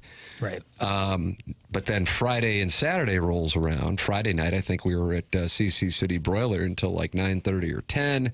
Saturday night, just was imbibing a lot of Busch Light and Bud Selects, if memory serves, from the festivities throughout the day. In Columbia, and then I injected some raw sewage into my veins from my house, as it was a plenty. And then wondered why you were sick for a week afterwards. Yeah, seriously. That's what I was saying in the commercial break yesterday. I said to these guys, I said, God, I am so effing sick. And I said, I think I'm just doing too much. And then I go, yeah, I probably shouldn't have gotten drunk all day in Columbia on Saturday. Mm-hmm. That was a moment of self-awareness, but I still am going to blame it on other things and not take any responsibility, because that's the kind of leadership that gives me, what do they call it, Jackson, a heavy sweater? The heaviest. Yeah. When you're in a crowded bar like that, surrounded by people, going in and out of the bathroom. All with Bo Prabula's haircut. Yeah, I noticed every time I was in New Orleans, which was 3 or 4 times, and it was just shoulder to shoulder people there, I always came home sick. Yeah, I always wondered. I know the year before I got there was a big like mumps issue at Mizzou where I never got the mumps out of New everyone Orleans. got it. But Doug, you get scarlet fever. No.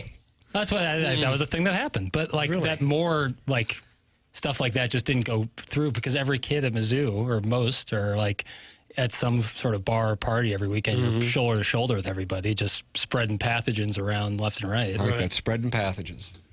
The avian flu used to get some people from time to time. Avian flu, Doug, in Las Vegas in January. Well, according to this article, Gen Zers are eating dinner at 5 o'clock, Jackson?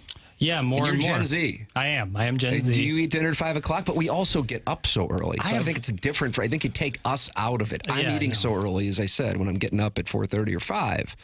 I do notice, like, my friends who have more normal schedules, Herb and company, do eat a little early, probably 6. 5's a little early. Because if you eat at 5... Most people aren't even home from work at 5 I know. If you eat at 5, 8:30, 9 o'clock, you're going to be pretty peckish. Peckish? Yeah. You're going to want to nibble on some, nosh on some. Yeah.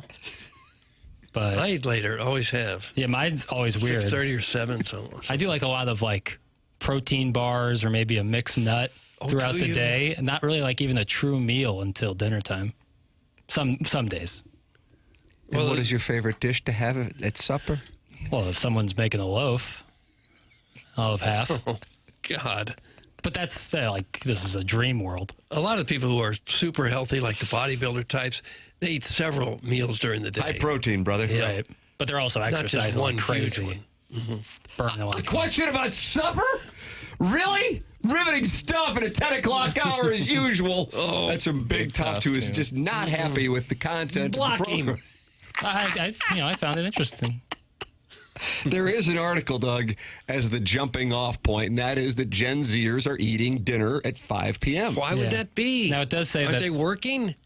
A lot of places are like a little more lax on, or at least from what I've seen of my friends, at like 4 o'clock, you might start heading home. You might take a shorter lunch and then leave a little closer to 4. Well, what time are you getting there if you're leaving at 4? You're starting work. A lot of people start work at 7. 9? Yeah. You get a 7-hour work day with an hour for lunch? No, probably they take like at the half hour for lunch so they can leave closer to 4.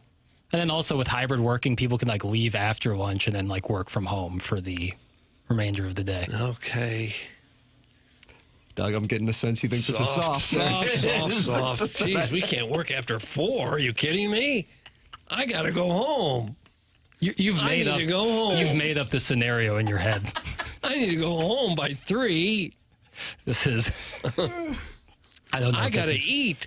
My tummy needs food, and it's 4 in the afternoon. Are you chastising people for eating? I got to go home. Is this the stance you're taking? People are soft because they're eating? For having to go home. Oh, I don't know. Yeah. What's at home that's so darn exciting when you're 20-something years old? Wouldn't you rather stay at work and be around people and talk and socialize rather than go home to your bedroom and get on the computer there? People got dogs and... Oh, for heaven's sakes. Dressers. People had dogs and plenty of websites to visit, gardening to do. Oh. Interior design. I don't know what people do. It just Doug. feels like you're missing the human experience. Socializing is a huge thing. Sure. And you miss that when you go and squirrel yourself at home because your tummy got hungry at 4 in the afternoon. I didn't see this. I didn't see this coming. It did say most of the people polled, all adults, most people, 34% said they typically eat dinner at 6 p.m., which I think would be That's about right. Yeah.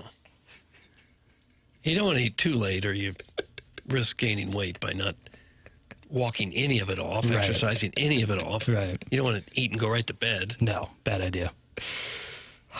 That slut tinsel ate promptly at 17:15, fellas. That's from Dale in Grubville. Doug, that's a military time, of course, 5:15. That's when tinsel would dine before going out and being scandalous in the neighborhood. Town, yeah. And she had that fancy poodle haircut, just trying to show off her legs. Dora's still with us, right? Still with us, yeah. Does she have a pretty strict eating schedule? Yeah. She promiscuous? No. Just a little more laid back. A little lazier. But Tinsel would get after it. Man, it was a party girl. Doug, I weigh 309 pounds. That's from Doug's grease missile. Wait, how much? 309 pounds. Oh, my. But we don't know his height, so maybe it's How proportional. tall would you have to be for that to be proportional? About 8 foot? You'd have to be Wemby. a 6'6" offensive lineman. Yeah, you probably need to play power forward for the Spurs. Yeah, it's funny that 309 would be light now for an NFL offensive lineman. It's crazy. I mean, they're all 300 plus. It's crazy. Email in Design Air Heating and Cooling email today coming your way here in about 25 minutes. It's TMA 101 ESPN.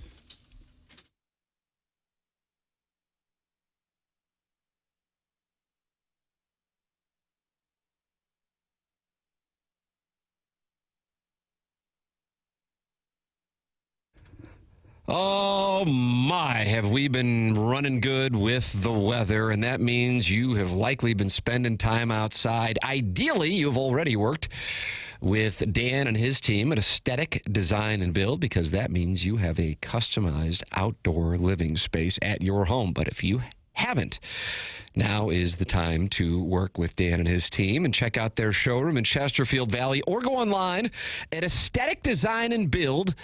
It's Aesthetic Design and Build. They really are a design company that can think outside the box and offer unique solutions and designs for your outdoor living projects. If you're ready to take your outdoor space to the next level, Dan and his team at Aesthetic Design and Build have you covered. Call them. It's 636-532-5008, or you can visit them online at aestheticdesignandbuild.com. And if you'd like to see it in person, check out their showroom in Chesterfield Valley. Whether you are looking to do a full-on custom deck on add on a pergola, or looking to shade your covered patio with retractable screens, they really do have answers for it all. It's Aesthetic Design and Build online at aestheticdesignandbuild.com.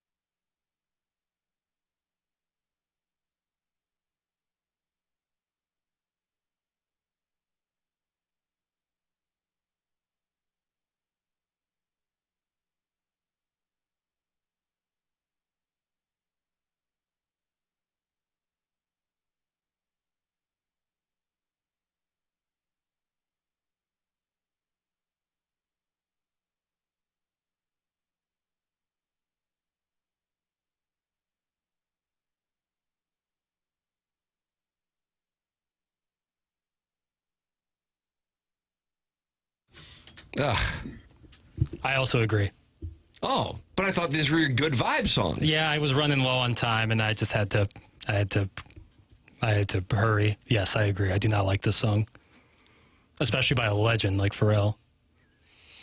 Doug has glanced up at ESPN, which is our studio, and Chris Russo, Mad Dog, who is unhappy with Jose Buto, nearly fell over because he is so angry about celebrities getting free tickets to the U.S. Open.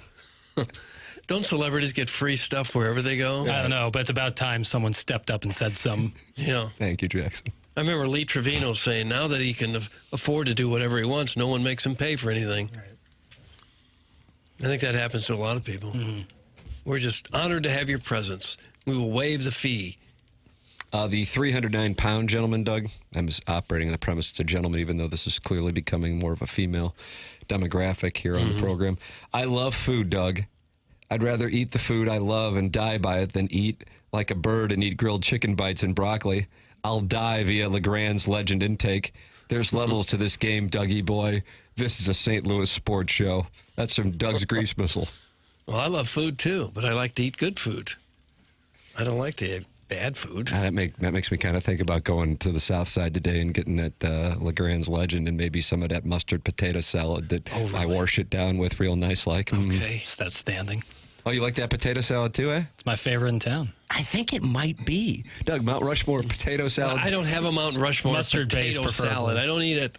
You don't eat potato salad? Not really. I just don't like it that much. Why do you hate the Irish? I don't hate Irish people. It's not very folksy of you. Yeah, potato salad's a folksy dish, isn't it? It's just boring. Picnic. Oh! Whoa, yeah, seriously. Didn't mean to offend you. What about coleslaw? Again, boring. It's just like you're putting something there so there's something extra on the plate. It's not the entree. It's not the big baked potato or something like that. It's just, oh, here's something else. I would take a good mustard potato salad over a baked potato every day of the week. I'm kind of surprised you're into baked potatoes. Well, usually sweet potatoes, because they're much healthier for you. But I like baked potatoes. You just don't have to put a bunch of junk on it. Don't put the sour cream and the butter and everything. That ruins it. Is that so wrong? No, you eat what you want to eat. Sure, I think so. I'm just concerned this fellow who's up over 300 now might fit through his garage door at some day. And if he doesn't, that's where Schaefer Door would come in. Yeah, Jason Gasser will come up. If he takes the doors right off the tracks there, Schaefer Door will come on out and get them put back. That's what they do. They do a lot of that. They've even got that special Monday morning standby service for doors that break over the weekend. That's a nice touch. They say for whatever reason, it seems like the doors usually go bad on the weekends. I guess they get used more. And so Monday morning, you got a problem, or anytime, any day of the week, you call Schaefer Door. I'm suggesting you write that down on a little Post-it note and put it right by the button on your garage door, because when it goes, you got kind of an emergency. You need to get in and out of there, and Schaefer Door can take care of that. Or you could just call them at 636-782-3608.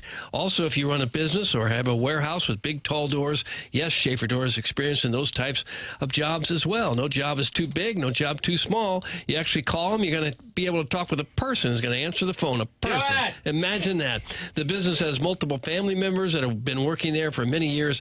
I've had them out to my house. Jason Gosrow runs a great business, and they will take great care of you whenever you need them. The website is SchaeferDoor.com. That's SCHAEFER, only one F, SchaeferDoor.com. Schaefer Door is a LiftMaster partner. There it is. Schaefer Door, sponsor of the podcast on TMA, presented by Brown & Crouppen, 101 ESPN.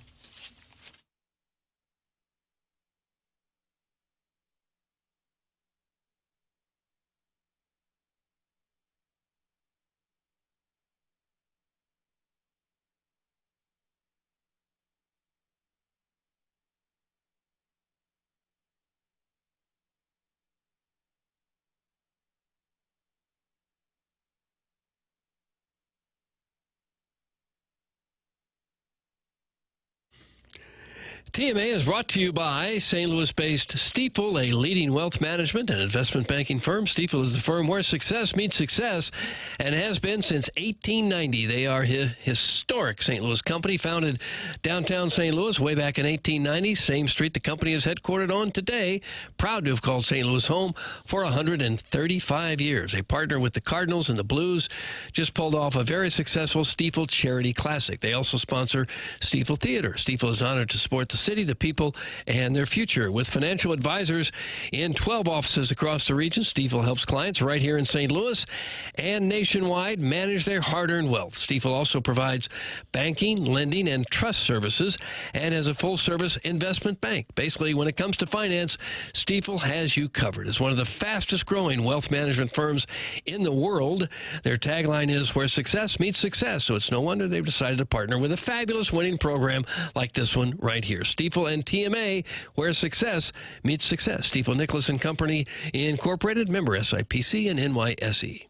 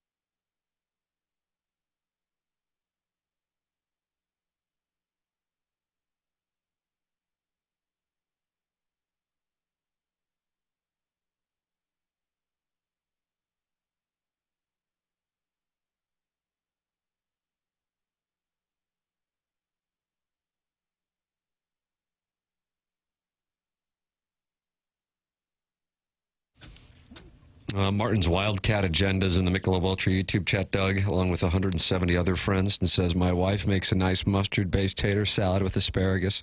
Makes me brine smell real nice like. Oh, gosh. I don't keep the asparagus out. Why would you need to share that with us? Didn't. He shared it with the Michelob Ultra YouTube chat where friends have gathered to watch the show and talk it over. Don't you want the friends to gather? Well, I don't know. Not talk about brine. QFTA today, Mr. Tim. I could always use another 1 to 4 hours of you in my life. Thanks, and tell Doug to keep his gluten away from me. That's from Brian Henshin, who wants gluten-free perk freed. Yeah, Jackson and I got Spread Zone presented by FanDuel with Rizzuto and Anthony Stalter here in a matter of, I would say about 15 minutes. As the podcast tries to continue the heater, 14-7 against the number. That's what the podcast was. That's pretty good. It's a print festival, so we'll have that. That'll be on the 101 ESPN YouTube feed and the 105.7 The Point YouTube feed and the TMA STL podcast feed. So you get that, and then Jackson and I at approximately noon, maybe 11:45. Got a great question from that Micah Sage, asking about TMA being on 101 ESPN for a year now, about a year. I guess it's 10 and a half months, something like that. Hell, I don't know.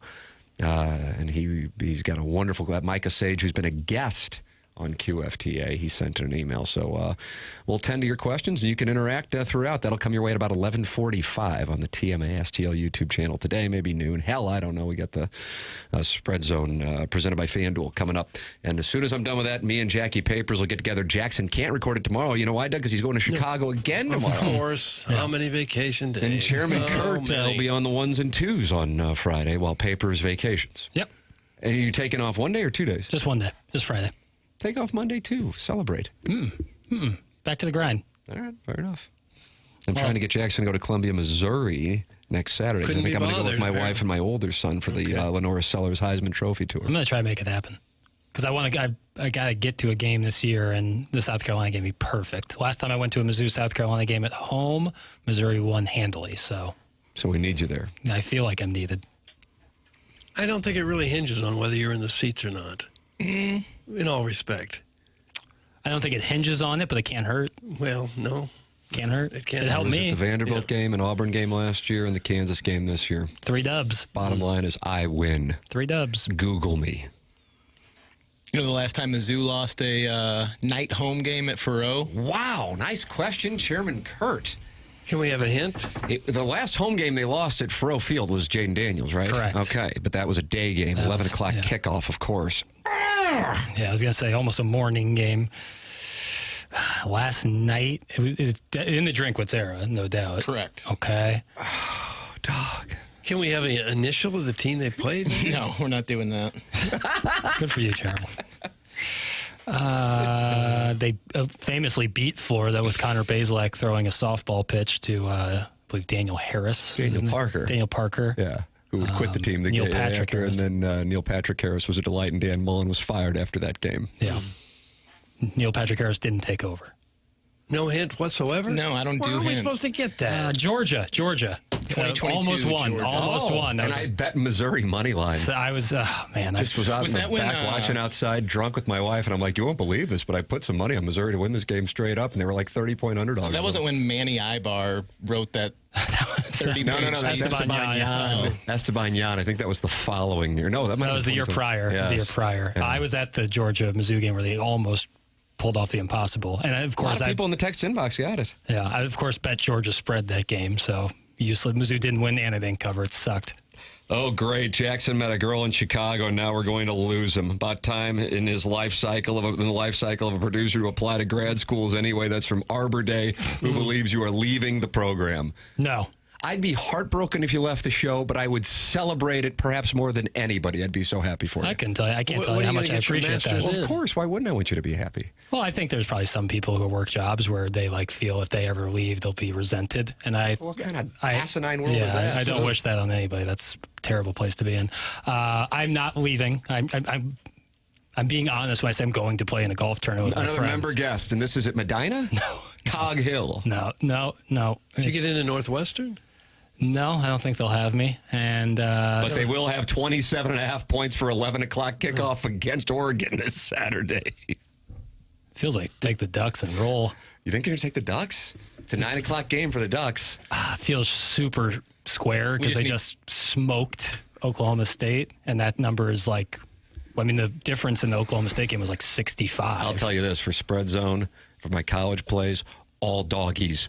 All doggies. That's coming up. I got that coming up in about 10 minutes. We got the Design, Air, Heating, and Cooling email today. Next, TMA 101 ESPN.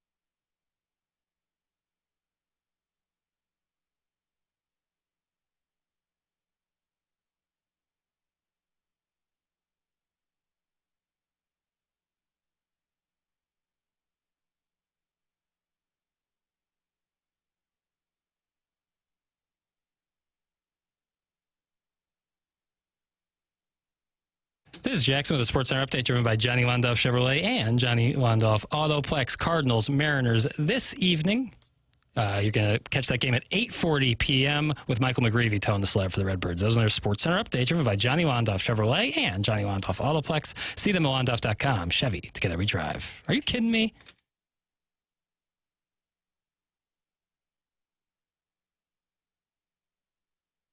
Doug, it's time for the Design, Air, Heating, and Cooling email Okay. day. All right. The tie goes to Tim, as well it should. But to rip email the day out of my sausagey, midgety fingers is just blasphemy that comes from Midge.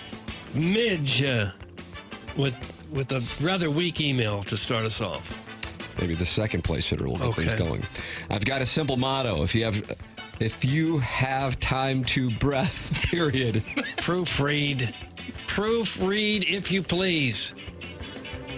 I don't know what that means. I've got a simple motto, period. If you have time to breath, period. If you have time to read, if you have time to breathe. You have time to praise Tim. Thank you for your time. But this email's about time wasted, and I've been doing it, but not anymore. So, Doug, hear me out. Illinois has reciprocity with Missouri, so I can get my broker's license in Illinois.